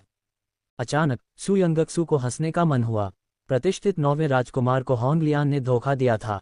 लेकिन जब उसने सोचा कि उसने ये किताबें सिर्फ उसे खुश करने के लिए खोजी थीं, सू यंगक्सू का दिल बैठ गया। उसने उसे गलत समझा था। सू यंगक्सू ने मुस्कुराते हुए उनका धन्यवाद किया। महाराज, आपने बहुत प्रयास किया है, लेकिन मैं फिर भी राजकुमार की हवेली में नहीं रहूंगी। अगर खबर फैल गई तो यह मेरे लिए फायदेमंद नहीं होगा। मैं पहले मार्क्विस मैनर में वापस जाऊंगी। रुको, तुम राजकुमार के महल में क्यों नहीं रह सकते? अगर तुम चाहो तो हमेशा के लिए रह सकते हो, चू यिहान ने अपनी बंद मुट्ठियों को अपनी पीठ के पीछे छिपाते हुए कहा। उसने सू यंगक्सू को अपने कसकर पकड़े हुए हाथों में घबराहट का कोई निशान नहीं दिखने दिया। हमेशा के लिए रहना, ये तो और भी असंभव है। इसके अलावा न केवल उसकी प्रतिष्ठा धूमिल होगी, बल्कि इससे चू यिहान की प्रतिष्ठा भी प्रभावित होगी। खैर, बस इसके बारे में सोचना थोड़ा घृणित था। सू यंगक्सू ने जाने पर जोर दिया तो चू यिहान अपनी तलवार लेकर उसके पीछे चला गया। सू यंगक्सू ने उस आदमी की ओर तीखी नज़र से देखा और अजीब तरह से अपने मुंह के कोने को खींचा। महाराज, आपका मेरा पीछा करना उचित नहीं है ना? मैं तुम्हारे लिए बाधाओं को दूर कर दूंगा। अगर तुम राजकुमार के महल में रहना चुनती हो तो तुम सुरक्षित रहोगी। लेकिन अगर तुम जाना चाहती हो तो मैं तब तक लड़ूंगा जब तक तुम सुरक्षित नहीं हो जाती। चू यिहान के शब्दों ने सू यंगक्सू को गहराई से प्रभावित किया। उसने पाया कि वह वहां रहना चाहती है। सबसे पहले, अगर वह अब मार्क्विस मैनर में लौटती है तो ये ध्यान आकर्षित करेगा और उसकी पहचान उजागर करेगा। दूसरे, वह चू यिहान पर बोझ नहीं डालना चाहती थी और उस पर इतना अधिक कर्ज नहीं लेना चाहती थी कि वह भविष्य में चुका न सके। आज रात आपको परेशान करने के लिए मैं माफ़ी मांगती हूँ महाराज। अगर भविष्य में मैं आपके लिए कुछ कर सकती हूँ तो मैं आपकी मदद ज़रूर करूँगी, सू यंगक्सू ने शांति से कहा। रात की हवा में उसके बालों की एक लट लहरा रही थी जो उसके गोरे और नाजुक चेहरे से चिपकी हुई थी, जिससे वह और भी कोमल लग रही थी। चू यिहान ने एक हाथ में अपनी तलवार पकड़ी और उसे अपनी बाहों में उठा लिया तथा उसे वापस कमरे में ले गया। सू यंगक्सू को बिस्तर पर लिटाया गया। उसने जल्दी से उस आदमी की छाती को सहारा दिया और कहा, महाराज, मैंने सिर्फ इतना कहा था कि मैं आपकी सेवा करूंगी। मैंने कभी यह नहीं कहा कि मैं आपके साथ रहना चाहती हूँ। मैं केवल तुम्हारे साथ यह करना चाहता हूँ।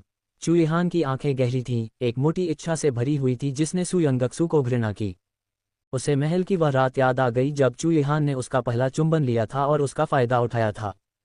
चू यिहान, अगर तुमने मुझे छूने की हिम्मत की तो मैं तुम्हें अभी जहर दे दूंगी। सू यंगक्सू ने ठंडे स्वर में उसकी गर्दन पर चांदी की सुई दबाते हुए धमकी दी। चू यिहान ने अपनी गर्दन पर लगी सुई पर नजर डाली और टिप्पणी की, तो तुम मेरे बिस्तर पर सोने के बाद भी मुझे जहर देना चाहते हो? सू यंगक्सू के हाथ में सुई कांप रही थी। तुमने मुझे अपने बिस्तर पर सोने के लिए कहा था, उसके साथ सोने की इच्छा के बजाय। चू यिहान पलट गया और उसके बगल में लेट गया। उसकी आवाज़ चुंबकीय और थोड़ी कर्कश थी। मुझे किसी महिला के शरीर को जबरदस्ती लेने में कोई दिलचस्पी नहीं है, खासकर तुम्हारा। महल में महाराज ऐसे नहीं थे, सू यंगक्सू ने धर्मी होने का दिखावा करते हुए ठंडे स्वर में उपहास किया। क्या आप इस बात से असंतुष्ट हैं कि मैंने महल में कैसा व्यवहार किया? जब चू यिहान ने अपनी भौं उठाई तो उसकी आंखों में दुष्टता का एक संकेत दिखाई दिया। सू यंगक्सू ने खतरे को भांप लिया और जल्दी से मुड़कर खुद को कंबल से ढक लिया। नहीं, उसने जल्दी से सो जाने का नाटक किया, लेकिन चू यिहान ने हंसते हुए कहा, अगर मैं तुम्हारे साथ जबरदस्ती करूं तो मैं पहले तुम्हारा दिल जीतूंगा और फिर तुम्हारे शरीर को। आदेश स्पष्ट होना चाहिए। वह सिद्धांतों पर चलने वाले व्यक्ति थे। सु यंगक्सु नींद में सो गई। अपने सपने में वह इस आदमी को तुच्छ समझने में इतनी व्यस्त थी कि वह भूल गई कि उसके बगल में एक इतना खतरनाक व्यक्ति सो रहा है। जब वह जागी तो चुएहान पहले ही उठ चुका था और कमरे में अपनी सुबह की चाय पी रहा था। सु यंगक्सु ने बाहर निकलते समय अपने सिर को रगड़ा। चुएहान ने उसे नहलाने में मदद करने के लिए किसी को भेजा था। जब वह अपना चेहरा धो रही थी तो उसने उससे ये जरूर कहा, तुम्हारे अलावा मुझे किसी और की जरूरत नहीं है जो मेरी अंतरंग सेवा करे। खांसी खांसी। सु यंगक्सु का गला पानी से भर गया और उसने अपना चेहरा पोंछते हुए चुएहान को घूर कर देखा। इससे ये साबित नहीं होता कि तुम्हें पहले किसी ने सेवा नहीं दी है। क्या होगा यदि एक या दो छोटी लड़कियां सफल हो जातीं? हॉन लियान का रूप भी असाधारण रूप से आकर्षक था। सु यंगक्सु को विश्वास नहीं हो रहा था कि चुएहान उसकी सुंदरता से मोहित नहीं होगा। चुएहान ने अपना चाय का कप मेज पर जोर से पटक दिया। उसके चेहरे पर नाराजगी साफ झलक रही थी। बूढ़ा बटलर जो बगल में नौकरों को आदेश दे रहा था बोला, मिस, मैं आपको विश्वास दिलाता हूं कि महाराज की सेवा कभी किसी महिला ने नहीं की है। हमारे राजकुमार के महल में मिस के अलावा एक मादा मच्छर भी प्रवेश नहीं कर सकती। बूढ़ा बटलर 60 या 70 साल का था। उसने सु यंगक्सु को ईमानदारी से देखा। सु यंगक्सु को लग रहा था कि अगर वह उस पर विश्वास नहीं करती तो वह बूढ़े आदमी के दिल को दुखा देती। ठीक है। सु यंगक्सु ने अपना चेहरा पोंछना समाप्त कर लिया। चुएहान ने उसे अपने पास खींचकर बैठा लिया। चुएहान की तर्जनी उसके चेहरे पर पड़ी और उसके बालों से टपकती पानी की एक बूंद को पोंछ दिया। उसके चेहरे से निकल रही औषधीय खुशबू को महसूस करते हुए चुएहान अपना सिर नीचे करके उसके बालों की नोक को चूमने से खुद को रोक नहीं सका। उसने अच्छा नियंत्रण बनाए रखा और उसे चूमा नहीं, लेकिन उसकी तीखी सांसों ने उसे घेर लिया और उसे घेर लिया। सु यंगक्सुए के दिल की धड़कन अचानक रुक गई। Boom boom boom boom. कूदना बंद करो, बहुत शोर है। सु यंगक्सु के मन में लिटिल जिनसिंग ने ईर्ष्या से अपनी आंखें घुमाईं। हुम्फ, मूर्ख, यहां तक कि उसे चूमने के लिए भी चकमा देना पड़ता था। सु यंगक्सु ने दांत पीसते हुए कहा, चुप रहो। जब हम वापस आएंगे तो मैं हिसाब बराबर कर लूंगी। तुमने क्या कहा? हिसाब बराबर करो? चुएहान ने अपनी भौहें थोड़ी सिकोड़ते हुए पूछा। बेशक। सु यंगक्सु की आंखें बदल गईं और एक ठंडी रोशनी सामने आई। जिस व्यक्ति ने कल मेरी हत्या करने की कोशिश की वह महारानी के साथ शामिल होना चाहिए। मैं उन्हें कभी भी मेरा पीछा करने की अनुमति नहीं दूंगा। महारानी महल में है और आपके लिए उनसे सीधे निपटना असुविधाजनक है। सबसे अच्छा तरीका महल के बाहर से हमला करना होगा। चुएहान ने अपनी थोड़ी को सहारा दिया और ईमानदारी से सलाह दी। अगर हम महल के बाहर उसकी कमजोरी को निशाना बनाते हैं तो उसका बड़ा बेटा 7वां राजकुमार आदर्श लक्ष्य होगा। सु यंगक्सु ने पलक झपकाए। उसे वापस जाकर जीवेई की हालत देखने की जरूरत थी। अगर वह जाग गया तो वह उसे चू चेंगे को पकड़ने के लिए भेजेगी। मम्मा, मैं तुम्हें कुछ जनशक्ति प्रदान करूंगा। जाओ और जो करना है करो। चुएहान ने सु यंगक्सु के लिए इसे सुविधाजनक बना दिया। सु यंगक्सु की खूबसूरत आंखों में आश्चर्य की झलक दिखी। महाराज, 7वां राजकुमार आपका भतीजा लगता है। क्या आप इतनी आसानी से उसे छोड़ रहे हैं? चुएहान का चेहरा शांत रहा। मेरे भतीजे का मुझसे क्या लेना देना है? सु यंगक्सु अवाक थी। महामहिम बहुत प्रभावशाली थे। सु यंगक्सु ने सोचा कि जीवेई को आराम करने देना उसके लिए कितना दुर्लभ था। इसलिए उसने उसे थोड़ी देर और सोने देने की योजना बनाई। चुएहान के आदमियों के साथ उसने घर से निकलते ही चुचेंगे को पकड़ लिया और उसे एक सुनसान जीर्ण शीर्ण आंगन में फेंक दिया। चुचेंगे उसके सॉफ्टनिंग टैंडन पाउडर से कमजोर हो गया था और कमजोर होकर जमीन पर गिर पड़ा। हालांकि उसने गुस्से से अपने दांत काटे। तुम कौन हो? तुमने मुझे पकड़ने की हिम्मत कैसे की? क्या तुम मौत को दावत दे रहे हो? सु यंगक्सु, जो काली घूंघट और बांस की टोपी पहने हुए थी, आगे बढ़ी और चुचेंगे को एक लात मारी। चुप हो जाओ। वह शोर मचाने वाले और झगड़ालू पुरुषों से घृणा करती थी, खासकर चुचेंगे। अगर वह अपना मुंह बंद कर ले तो कम से कम उसे देखने के लिए कुछ अच्छा तो मिलेगा। चुचेंगे बचपन से ही घमंडी और घमंडी था। वह उसकी बात कैसे सुन सकता था? वह सु यंगक्सु के पैरों के पास गया और बुदबुदाया, तुम्हें मुझे जल्दी से छोड़ देना चाहिए। मैं तुम्हारी जान बख्श दूंगा और तुम्हें सुरक्षित छोड़ दूंगा, नहीं तो मैं निश्चित रूप से सब। इससे पहले कि वह अपनी बात पूरी कर पाता, सु यंगक्सु ने उसकी कोहनी के जोड़ पर जोर से पैर पटक दिया, जिससे वह दर्द से चिल्ला उठा। उसने मासूमियत से पूछा, तुम क्या कहने वाले थे? तुम क्या करोगे? तुमने अचानक बात करना क्यों बंद कर दिया? चुचेंगे को इतना दर्द हो रहा था कि उसके माथे की नसें उभर आई थीं। सु यंगक्सु के सिर को नीचे झुकाने और उसके पास आने का फायदा उठाते हुए उसने अपनी जमा ताकत को इकट्ठा किया और अचानक आगे बढ़कर उसका हुर पकड़ लिया। सू यंगक्सू ने तुरंत अपना चेहरा ढक लिया और घूम गई, जबकि चू चेंगे ने अपनी आंखें चौड़ी कर लीं। वह उसका चेहरा देखने ही वाला था। ये घिनौनी औरत। अचानक उसके सिर के पिछले हिस्से पर एक जोरदार प्रहार हुआ। सू यंगक्सू का हुड जमीन पर गिर गया और वह बेहोश हो गया। सू यंगक्सू ने जी वेई को चुपचाप उतरते देखा और एक लंबी सांस ली। क्या तुम जाग रहे हो? क्या तुम्हें बेहतर महसूस हो रहा है? जी वेई का चेहरा ठंडा और भावहीन था। हाँ, आपका रंग बेहतर लग रहा है। सू यंगक्सू ने उसकी नब्ज जांचने के लिए हाथ बढ़ाया, इस तथ्य से ध्यान हटाने की कोशिश करते हुए कि उसने उसे नशीला पदार्थ दिया था।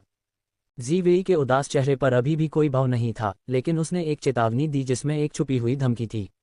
अगली बार ऐसा मत करना। सू यंगक्सू ने सतही तौर पर सहमति जताई। ठीक है, मैं अब तुम पर सुइयों का इस्तेमाल नहीं करूंगी। हालांकि उसे अभी भी दवा देनी थी। आपको मुझे बेहोश करने की अनुमति नहीं है, जीवेई ने प्रत्येक शब्द का उच्चारण करते हुए गंभीरता से कहा। सू यंगक्सू ने विषय बदलने का प्रयास किया। तुम यहीं रहो और उस पर नजर रखो। मैं मार्क्विस मैनर में जाकर देखूंगी कि मेरी छोटी बहन वापस आ गई है या नहीं। सू यंगक्सुए, जी वेई ने उसे उसके पूरे नाम से पुकारा और उसके स्वर में हत्या के इरादे का संकेत था, जिससे सू यंगक्सुए ने अपने कदम रोक दिए। वह पलटी और उसकी आंखों में बैंगनी रंग की आभा, खून की प्यासी आभा बिखेर रही थी। मैं तुम्हें जीवन भर बचाना चाहता हूं। जब तक वह जीवित था, सू यंगक्सू को उसके सामने कोई नुकसान नहीं पहुंचा सकता था। उस क्षण सू यंगक्सुए को अपने दिल में गर्माहट महसूस हुई। भले ही उनका रिश्ता महज एक नियोक्ता कर्मचारी का रिश्ता था और जी वेई एक हत्यारा था जिसे उसने काम पर रखा था, उसकी रक्षा करने की लगातार इच्छा ने उसे धन्यवाद कहने के लिए मजबूर किया। जी वेई एक पल के लिए स्तब्ध रह गया, जैसे उसे उम्मीद नहीं थी कि सू यंगक्सू ऐसा कहेगी। उसने ये भी अनुमान नहीं लगाया था कि उसकी मुस्कान इतनी आकर्षक होगी। सू यंगक्सू ने जी वेई से रुकने और चू चेंगे की रक्षा करने के लिए कहा, लेकिन उसने इनकार कर दिया और उसके पीछे चलने पर जोर दिया।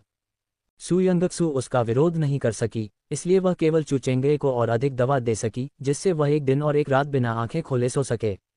मार्क्विस मैनर में वापस जाते समय जी वेई ने एक शब्द भी नहीं कहा। सू यंगक्सू ने उसका विश्वास जीतने के लिए उसके साथ और अधिक बातचीत की। भविष्य में अगर उसे नीचे ले जाने और उसे डिटॉक्सिफाई करने का मौका मिला तो वह उसके साथ बातचीत करना शुरू कर देगी। जब वे अन्य विषयों पर चर्चा करते थे तो जी वेई या तो मौन रहते थे या फिर सरल स्वीकृति देते थे। केवल तभी जब वे सिल्वर मून पवेलियन का जिक्र करते थे तब वे पूरा वाक्य बोलते थे। क्या Hong Lian silver moon pavilion का मालिक है? सू यंगक्सू को वह मनमोहक महिला याद आए और वह खुद को सतर्क महसूस करने से नहीं रोक सकी। जी वेई ने अपने होंठ से कुड़े। आप ऐसा कह सकते हैं? ऐसा कह सकते हैं से आपका क्या मतलब है? क्या इसका मतलब यह है कि सिल्वर मून पवेलियन के एक से ज्यादा मालिक हैं? सू यंगक्सू ने अपना सिर झुकाया। जी वेई की आंखों के कोने थोड़े ऊपर उठे, मानो वह उसकी बुद्धिमत्ता की प्रशंसा कर रहा हो। हाँ, तो क्या तुम होंग लियान को जानते हो? वह कैसी महिला है? मेरी तुलना में कौन अधिक दुर्जय है? सू यंगक्सू के कोमल चेहरे पर आत्मविश्वास झलक रहा था। आखिरकार उसने उसे होंग लियान से छीन लिया। उसे उसका समर्थन करना चाहिए, है न? जी वेई ने एक शब्द से सू यंगक्सू की कल्पना को चकनाचूर कर दिया। वाह! सू यंगक्सू की अभिव्यक्ति तुरंत ठंडी हो गई और उसके चेहरे पर खुश नहीं शब्द हल्के से लिखे हुए थे। हालांकि जी वेई लोगों को सांत्वना देने में कुशल नहीं था, फिर भी उसने गंभीरता से समझाया, वह निर्दयी है, लेकिन तुम उससे बेहतर हो। ये सुनकर सू यंगक्सू की अभिव्यक्ति थोड़ी नरम पड़ गई। ये सच है, आप इतने लंबे समय से सिल्वर मून पवेलियन के प्रति समर्पित हैं, फिर भी वह आपके शरीर को डिटॉक्सिफाई करने और उसे ठीक करने में मदद करने के लिए तैयार नहीं है। वह एक अच्छी गुरु नहीं है। हो सकता है कि मेरे पास उसकी शक्ति का स्तर न हो, लेकिन जो लोग मेरा अनुसरण करते हैं वे अच्छी तरह से जीवित रहेंगे। केवल जीवित रहने से ही हमें बोलने का अधिकार है। जीवन के इस दूसरे अवसर में उससे बेहतर कोई नहीं जानता था कि जीवित रहना किसी भी अन्य चीज से अधिक महत्वपूर्ण है। जी वेई चुपचाप उसके पीछे पीछे चला गया। उसके दिल में एक बर्फीला पहाड़ था, लेकिन धीरे धीरे दरारें दिखाई देने लगीं। वह बेवजह सू यंगक्सू के करीब जाना चाहता था। ऐसा लग रहा था कि उसमें से रोशनी और गर्माहट निकल रही है। मार्क्विस मैनर में सू डिंगहेंग इतना चिंतित था कि वह बहुत पतला हो गया था। जब उसने सू यंगक्सू को वापस आते देखा तो वह सहज रूप से उसकी ओर इशारा करके उसे डांटना चाहता था। हालांकि जब शब्द उसके होठों तक पहुंचे तो उसने खुद को रोका और दूसरा सवाल पूछा।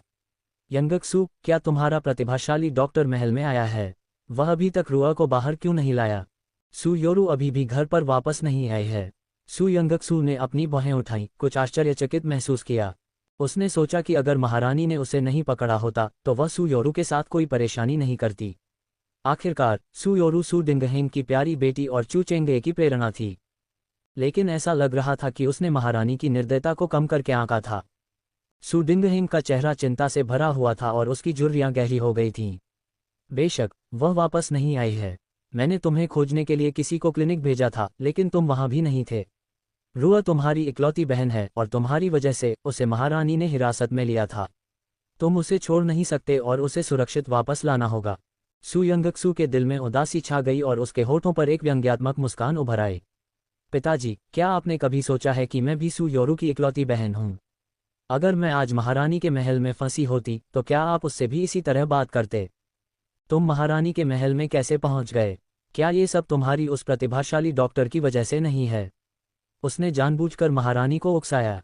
सू डिंगहिंग ने ठंडे स्वर में जवाब दिया और उसकी आंखें दोष से भर गईं। यदि सू योरू को अभी भी उसकी मदद की जरूरत न होती तो वह सू यंगक्सू को दंडित कर देता। पिताजी, आप ये क्यों नहीं पूछते कि सू योरू ने कंसोर्ट जियांग के इलाज के लिए मेरे प्रतिभाशाली डॉक्टर की सिफारिश क्यों की? मेरा क्लिनिक नष्ट हो गया तो किसने इसे संभाला? क्या यह आप थे या उसकी मां, जिसे उसके दादा ने घर में घुसने की अनुमति नहीं दी थी? सू यंगक्सू की बर्फीली आंखों ने एक तीखी धार दिखाई जो सू डिंगहेंग के छिपे हुए विचारों को चीरती हुई निकल गई। सू डिंगहेंग क्रोधित हो गया और चिल्लाया, सू यंगक्सू, तुमने मुझसे इस तरह से बात करने की हिम्मत कैसे की? मैं मांग करता हूं कि तुम तुरंत प्रतिभाशाली डॉक्टर को महल में लाओ और उसे रुआ के साथ बदल दो, अन्यथा मैं तुम्हें मार्क्विस मैनर से निकाल दूंगा। क्या ऐसा है? सू यंगक्सुए की शक्तिशाली निगाह ने सू डिंगहेंग को चौंका दिया। उसकी तीक्ष्णता अत्यधिक प्रबल थी और उसके पिता होने के नाते वह उसे नियंत्रित करने में स्वयं को असमर्थ पाते थे। पिताजी, सू योरू वापस आती है या नहीं, यह मेरी चिंता का विषय नहीं है। भले ही वह महारानी के महल में मर जाए, मैं उसका शरीर नहीं लूंगा। जहां तक आपके अन्य इरादों की बात है तो बेहतर होगा कि आप उन्हें दूर रखें, वरना अगली बार ये महल में किसी के फंसने जैसा आसान नहीं होगा। सू यंगक्सुए ने ये कहा और जाने के लिए मुड़ी। तुम अपनी माँ की तरह ही हो, तुम मुझसे ज्यादा कुछ नहीं हो। अगर तुम कोमल और गुणी नहीं हो तो जीने का क्या फायदा? तुम मर ही जाओ। सू डिंगहेंग का दिल चिंता और गुस्से से भर गया जब उसने उसे दूर जाते देखा, उसकी लाल पोशाक और वीरतापूर्ण उपस्थिति। सू यंगक्सू के जाने के बाद सू डिंगहेंग ने अपने कपड़े बदले और महल में चला गया। फेंगजाओ पैलेस के अंदर सू डिंगहेंग ने उनका सम्मान किया और जब सू योरू ने उन्हें देखा तो वह मुस्कुराते हुए समझ गई, कैरेट, पिताजी, आप चिंतित थे। मैं महारानी के साथ हूं और वह मेरे साथ अच्छा व्यवहार करती हैं। सू डिंगहिंग ने राहत के साथ अपना हाथ थपथपाया और सम्मानपूर्वक महारानी को धन्यवाद दिया। धन्यवाद, महारानी। मार्क्विस सू, तुम्हें पता होना चाहिए कि मैं जो चाहती हूँ वह तुम्हारा आभार नहीं है। महारानी ने अपने सजे धजे हाथों में कीमती कवच पहना हुआ था और उसे महोगनी की मेज पर हल्के से सरकाया, जिससे एक भयानक ध्वनि उत्पन्न हुई। सू डिंगहिंग ने अपना सिर नीचे किया। आश्वस्त रहें, महाराज, मैंने अपनी विद्रोही बेटी को पहले ही चेतावनी दे दी है कि वह प्रतिभाशाली डॉक्टर को सौंप दे, अन्यथा मैं उसे कड़ी सजा दूंगा।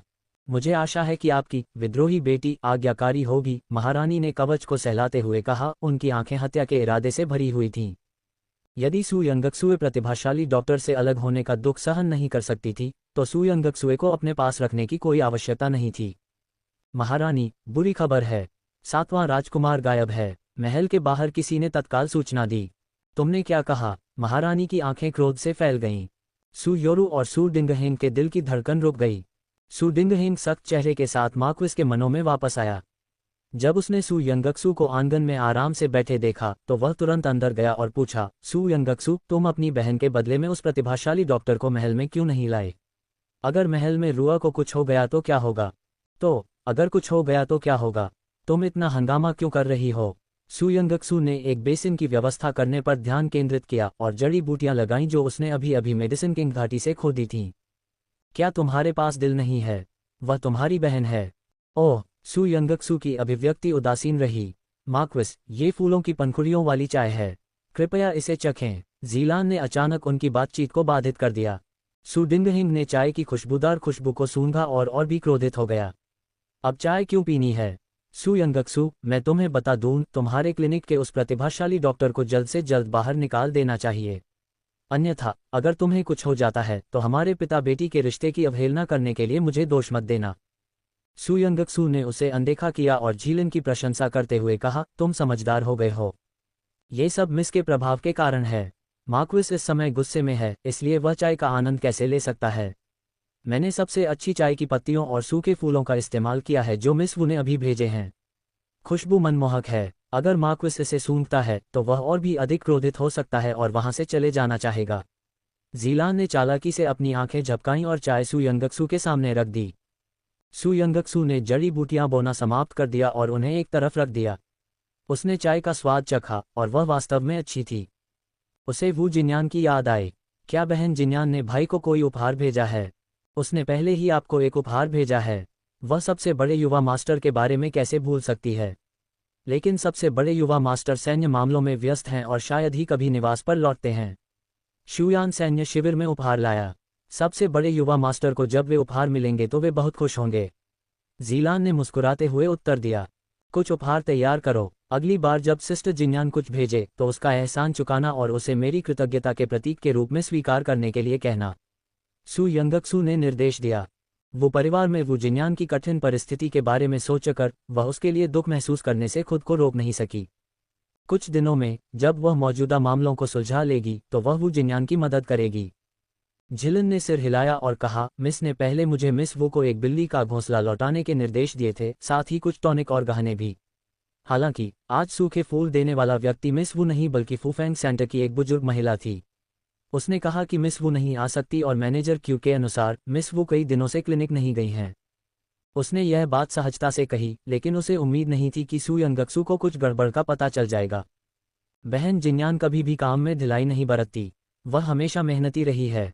अगर वह कई दिनों से क्लिनिक नहीं गई है तो क्या उसके घर पर कुछ हुआ होगा? सू यंगक्सू खड़ी हो गई और वो परिवार के पास जाकर जांच करने का इरादा किया। दरवाजे के बाहर मैनेजर क्यू दौड़कर आया। मिस, महल से लोग आ गए हैं। उन्होंने हमारे क्लिनिक को सील कर दिया है।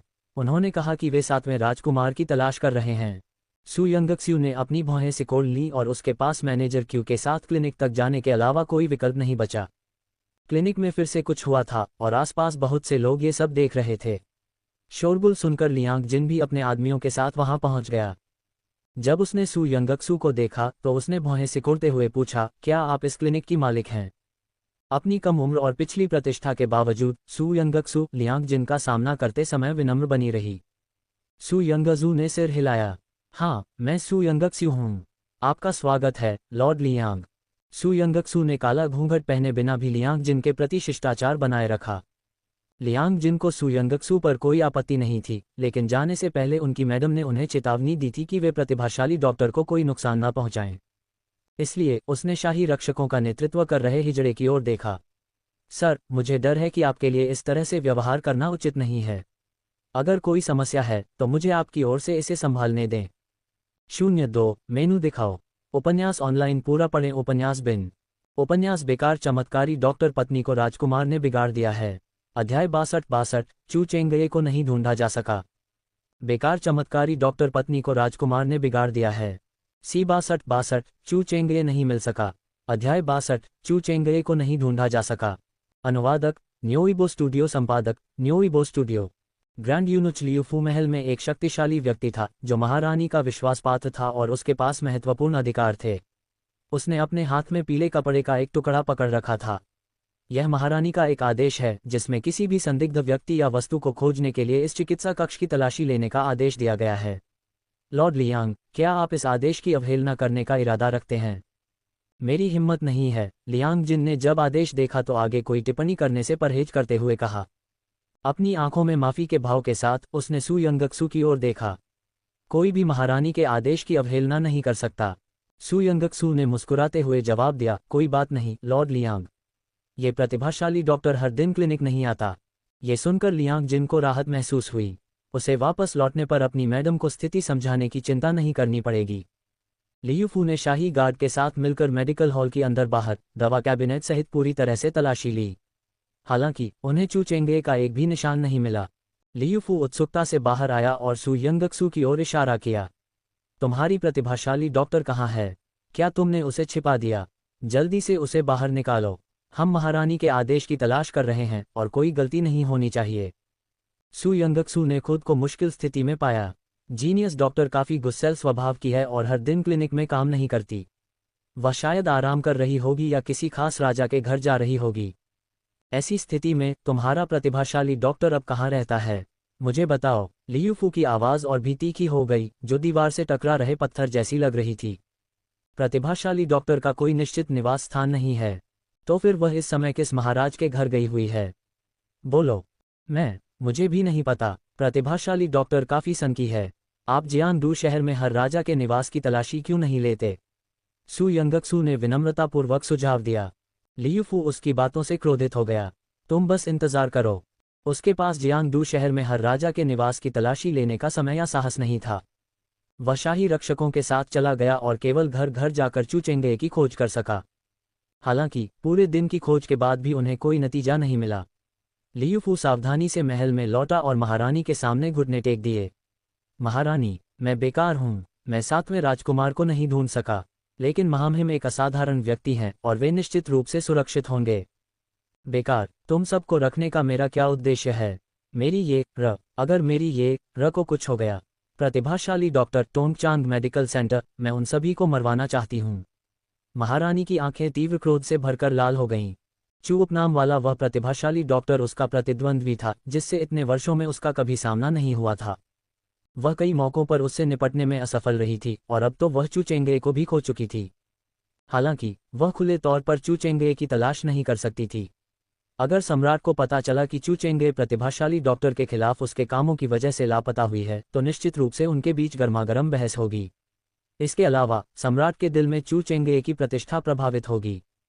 लेकिन अगर उसने चू चेंगे की खोज नहीं की, तो क्या होगा अगर उस विक्षिप्त प्रतिभाशाली डॉक्टर ने उसके साथ कुछ कर दिया? हाँ, मेरे बेटे को किसी भी खतरे का सामना नहीं करना चाहिए। जाओ और सू योरू को मेरे पास लाओ। महारानी ने दांत पीसते हुए मेज पटक दी। सू योरू को जल्दी से महारानी के सामने लाया गया। उसके सामने घुटने टेकते हुए उसने महारानी के भारी गुस्से को महसूस किया और अपने दिल में चिंता को रोक नहीं पाए। सू योरू, तुम बेकार व्यक्ति हो। ये कैसा विचार था? तुम्हारी बड़ी बहन आसानी से नहीं डरती और अब तो मेरा ये भी गायब हो गया है। अगर उसे कुछ हुआ तो मैं सबसे पहले तुम्हें मार डालूंगी। महारानी ने अपने पास रखा चाय का प्याला उठाया और सू योरू पर फेंक दिया। सू योरू ने बचने की हिम्मत नहीं की और चाय का प्याला उसके माथे पर लगा, जिससे खून बहने लगा और उसकी शुद्ध सफ़ेद पोशाक पर दाग लग गया। सू योरू का नाजुक शरीर कांप उठा। अगर महाराज को कुछ हो गया तो मैं अकेले नहीं रह पाऊंगी। लेकिन महाराज, राउर का मानना है कि भले ही मेरी बहन दुस्साहसी हो, लेकिन वह महाराज को नुकसान पहुंचाने की हिम्मत नहीं करेगी। जहां तक उस प्रतिभाशाली डॉक्टर की बात है, मेरे पास उसे फिर से महल में वापस लाने का एक तरीका है। जब ऐसा होगा तो महाराज को उसे सम्राट के सामने नहीं छोड़ना चाहिए। महाराज ने भौहें सिकुड़ी। आपके पास और क्या तरीके हैं? सू योरू खड़ी हुई और महाराज के सामने चली गई। उसके नाजुक चेहरे पर एक भयावह भाव था। महाराज इतने सालों से कंसोर्ट जियांग से सावधान रहे हैं। वह महाराज के रास्ते में बाधा है। उससे छुटकारा पाने के लिए इस प्रतिभाशाली डॉक्टर का उपयोग क्यों नहीं किया जाता? महाराज की आंखें सिकुड़ गईं। उसे हटाओ। कई साल पहले कंसोर्ट जियांग को तरजीह दी गई थी। पश्चिमी क्षेत्रों की राजकुमारी के रूप में अपनी पहचान के कारण वह दोनों देशों के बीच की दोस्ती को नष्ट नहीं कर सकती थी। इसलिए उसने केवल उसे एक धीमी गति से काम करने वाला जहर दिया और उसे पीड़ा दी। और अब वहां एक नया प्रतिभाशाली डॉक्टर था जो संभवतः उसका इलाज कर सकता था। महारानी की आंखें द्वेष से चमक उठीं और उनका तीखा कवच मेज को चीरता हुआ निकल गया। अब इस बाधा से छुटकारा पाने का समय आ गया है। पत्नी जियांग के महल में जियांग लिंग सू यंगक्सू के निर्देशों का पालन कर रहा था और किसी और पर निर्भर हुए बिना खुद ही कंसोर्ट जियांग के लिए दवा तैयार कर रहा था। नतीजतन कंसोर्ट जियांग की हालत में तेजी से सुधार हो रहा था। इस समय जब वह दवा उबाल रही थी तो नपुंसक किन चिंतित भाव के साथ उसके सामने चहलकदमी करते हुए आया। जियांग लिंग ने अपनी आंखें झपकाईं और पूछा, हिजड़े किन, क्या हुआ? तुम महाराज के साथ क्यों नहीं हो? नपुंसक किन ने चिंता में अपना पैर पटका। मैंने कुछ महत्वपूर्ण बात सुनी है, लेकिन मैं नहीं जानता कि महाराज से मार्गदर्शन कैसे मांगूं। किस जरूरी काम ने तुम्हें इतना परेशान कर दिया है? जियांग लिंग भी घबरा गया। मैंने सुना है कि महल के बाहर कुछ हुआ है। हमारी महारानी का इलाज करने वाला प्रतिभाशाली डॉक्टर अचानक गायब हो गया है और उन्होंने टोंगचांग मेडिकल सेंटर को सील कर दिया है। आपकी महारानी की बीमारी पूरी तरह से ठीक नहीं हुई है, इसलिए अगर यह प्रतिभाशाली डॉक्टर गायब हो गया तो आपकी महारानी का क्या होगा? नपुंसक किन का चेहरा चिंता से भर गया। क्या? जियांग लिंग इतनी चौंक गई कि उसने दवा का जार लगभग पलट दिया। नपुंसक किन को उठाने में मदद करते समय उसने गलती से अपना हाथ जला लिया। ऐसा नहीं हो सकता। जीनियस डॉक्टर को किसी दुर्घटना का सामना नहीं करना चाहिए। अन्यथा महाराज की हालत में सुधार नहीं होगा। मैं तुरंत महाराज को इसकी सूचना दूंगा। जियांग लिंग ने जल्दी से दवा का जार उठाया, लेकिन उसे जीनियस डॉक्टर के निर्देश याद आ गए और उसने जल्दी से दवा का जार उठा लिया। हिजड़ेकिन ने उसे रोका। तुम क्या कर रही हो? दवा अभी तैयार नहीं हुई है।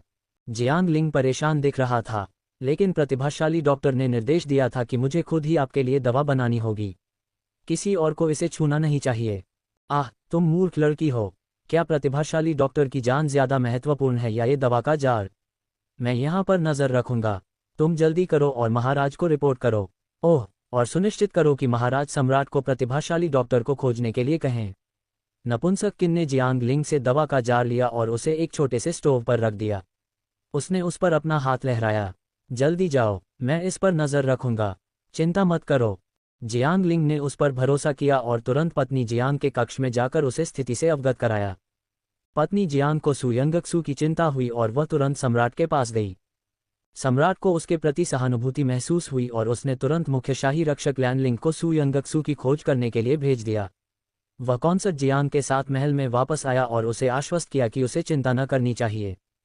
जब जियांग की पत्नी महल में लौटी तो जियांग लिंग ने दवा तैयार कर ली। वह उसे जियांग की पत्नी के पास ले आए। सम्राट चू मिंग्युआन ने दवा का कटोरा लेने के लिए हाथ बढ़ाया और कहा, मैं तुम्हें खिलाऊंगा। यद्यपि वह मध्य आयु में थे, फिर भी उनकी पूर्व शान के निशान अभी भी देखे जा सकते थे। अब वह दवा का कटोरा पकड़े हुए था और पत्नी जियांग को प्यार से देख रहा था। आओ जियांगर। पत्नी जियांग की नीलम जैसी आंखें चमक उठी, इस आदमी के प्रति प्रशंसा से भरी हुई। ये सोचकर कि कैसे वह इतने वर्षों तक बिस्तर पर पड़ी रही और कैसे उसने कभी उसका तिरस्कार नहीं किया, उसका हृदय गर्मजोशी से भर गया। चू मिंग्युआन ने कॉन्सर्ट जियांग को दवा खिलाना समाप्त करने के बाद अध्ययन कक्ष में वापस जाना चाहा। हालांकि इससे पहले कि वह महल के द्वार से बाहर निकल पाता, उसने अपने पीछे किसी को चिल्लाते हुए सुना, महाराज। महामहिम, क्या हुआ? चू मिंग्युआन जल्दी से घूमा और कंसोर जियांग के घूंघट में वापस आ गया, केवल उसे खून खांसते हुए देखने के लिए। पत्नी जियांग ने सम्राट का हाथ पकड़ लिया, उसकी आंखों में अनिच्छा के भाव थे। महाराज। जियांग सु यंगक्सू मेडिसिन किंग घाटी में जड़ी बूटियां इकट्ठा कर रही थी, कंसोर जियांग और जी वेई के लिए दवा तैयार कर रही थी। लिटिल जिनसिंग उसके कान में चिल्ला रहा था, तुम दूसरों को बचाने में इतनी अच्छी हो, तुम उस व्यक्ति को क्यों नहीं बचाती जिसे तुम पसंद करती हो?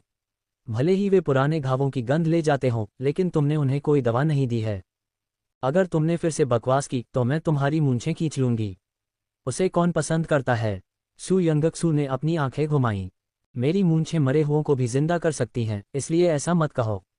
विषय पर वापस आते हैं, क्या आपको 9वां राजकुमार पसंद नहीं है? फिर आपने इतनी सारी रक्त का थक्का जमाने वाली घास और 7 सितारा कमल क्यों इकट्ठा किए? छोटे जिनसेंग की नज़र उन जड़ी बूटियों पर पड़ी जो सु यंगक्सू ने गुप्त रूप से इकट्ठा की थीं। सु यंगक्सू ने ठंडी सांस ली और जड़ी बूटियों को अपने आलिंगन में समेट लिया। इससे तुम्हारा कोई लेना देना नहीं है। उसके शरीर के अंदर मौजूद लिटिल जिनसेंग की यही बुरी बात थी। वह उसकी हर हरकत को जानता था और उसके विचारों को भी देख सकता था, जिससे उसे कोई गोपनीयता नहीं मिलती थी। इसके पहले के दावे के बारे में कि इसकी मूंछें मृतकों को जीवित कर सकती हैं, उन्होंने इसे गंभीरता से नहीं लिया। दवा के 3 सेट सावधानीपूर्वक तैयार करने के बाद सु यंगक्सू चुएहान को उसकी दवा का हिस्सा देने का अवसर ढूंढने ही वाली थी कि तभी नीचे जोरदार हंगामा शुरू हो गया। मैनेजर क्यू दरवाजे के बाहर खड़ा था और उसने कहा, मिस, महल से मुख्य शाही रक्षक प्रतिभाशाली डॉक्टर को कंसोर जियांग महामहिम से मिलने के लिए महल में आमंत्रित करने आए हैं। सु यंगक्सू ने अपनी भौहें सिकोड़ लीं। कंसोर जियांग ने उसे इतनी जल्दी महल में क्यों बुलाया? क्या उसकी हालत खराब हो गई थी या उसके स्वास्थ्य में कोई समस्या थी?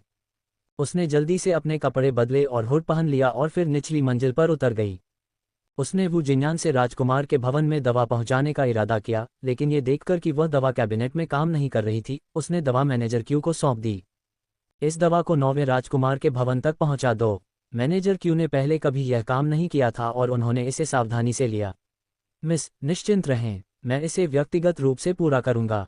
सु यंगक्सू ने सिर हिलाया और मेडिकल हॉल से बाहर चली गई। वह लैनलिंग के साथ गाड़ी में सवार हो गई। चू मिंग्युआन की कई सालों तक सेवा करने के बाद लैनलिंग को पता था कि कंसोर जियांग उसकी सबसे प्रिय महिला थी, इसलिए उसने सु यंगक्सू के साथ विशेष सम्मान से पेश आया। सु यंगक्सू ने उनसे बातचीत करते हुए पूछा, पत्नी जियांग ने वह दवा खत्म नहीं की है जो मैंने उसे दी थी, और महाराज ने अचानक मुझे महल में बुलाया है। क्या उसका शरीर फिर से अस्वस्थ महसूस कर रहा है? वह मुझसे मिलना चाहती है। सु यंगक्सू को कुछ आशंका हुई। चुचेंगे को अपने सौदेबाजी के साधन के रूप में इस्तेमाल करते हुए कंसोर जियांग को पता था कि सुयंगक्सु ने विवेकपूर्ण तरीके से काम किया है और वह उसे तब तक नहीं बुलाएगी जब तक कि महल में कुछ घटित न हो जाए या कंसोर जियांग को महल के बाहर किसी घटना के बारे में पता न चल जाए। सुयंगक्सु का दिल भारी हो गया जब वह लैनलिंग के पीछे कंसोर जियांग के महल तक गई। सुयंगक्सु को एक बुद्धिमान और उत्साही सुंदरी के रूप में देखा जाता था और महल में हमेशा हल्का फुल्का माहौल रहता था। हालांकि जैसे ही सुयंगक्सु ने प्रवेश किया उसे एक असाधारण भारीपन का एहसास हुआ। मुख्य हॉल में चू मिंगयुआन उदास भाव से बैठा था। इससे पहले कि सुयंगक्सु घुटने टेक कर उसे सम्मान दे पाती, उसने गुस्से में अपना हाथ हिलाया। लैनलिंग, उसे पकड़ो और वहीं मार डालो। लैनलिंग एक पल के लिए झिझकी, लेकिन चू मिंगयुआन ने मेज पर जोर से पटक दिया और चिल्लाया, तुम वहां क्यों खड़े हो? उसे मार डालो। ये चोर जिसने जियांग एर को मार डाला। लैनलिंग ने स्थिति को समझा और तुरंत अपनी तलवार निकाली और उसे सुयंगक्सु की ओर घुमाया। हालांकि सुयंगक्सु ने और भी तेजी से प्रतिक्रिया की और कुशलता से उसके हमले को टाल दिया। उसने तर्क दिया, सम्राट, मैंने कंसोर जियांग को कोई नुकसान नहीं पहुंचाया। उसकी हालत पहले से ही सुधर रही थी। वह कैसे मर सकती है?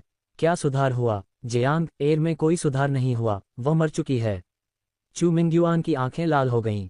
अभी जियांग एर मेरी बाहों में बेजान पड़ी थी। उसने मुझसे तुम्हें दोष न देने के लिए भी कहा था, लेकिन वह मर गई क्योंकि उसने तुम्हारी दवा पी ली थी। उसे इस प्रतिभाशाली डॉक्टर को मौका देने का बहुत पछतावा हुआ। शुरू में दरबारी चिकित्सकों ने कहा कि जियांगर 2 साल से ज्यादा नहीं जी पाएगी, लेकिन वह कम से कम 1 साल उसके साथ बिता सकती थी। उसके साथ बिताया गया हर दिन अनमोल था, लेकिन अब वह मर चुकी थी। लेकिन सम्राट, कृपया मुझे कंसोर जियांग को देखने की अनुमति दें। शायद उसे बचाने का अभी भी एक मौका है। सुयंगक्सु को विश्वास नहीं हो रहा था कि कंसोर जियांग की ऐसे ही मृत्यु हो गई थी। सम्राट, कंसोर जियांग पहले ही मर चुकी है। शाही चिकित्सक ने भी पुष्टि की है कि वह सांस नहीं ले रही है।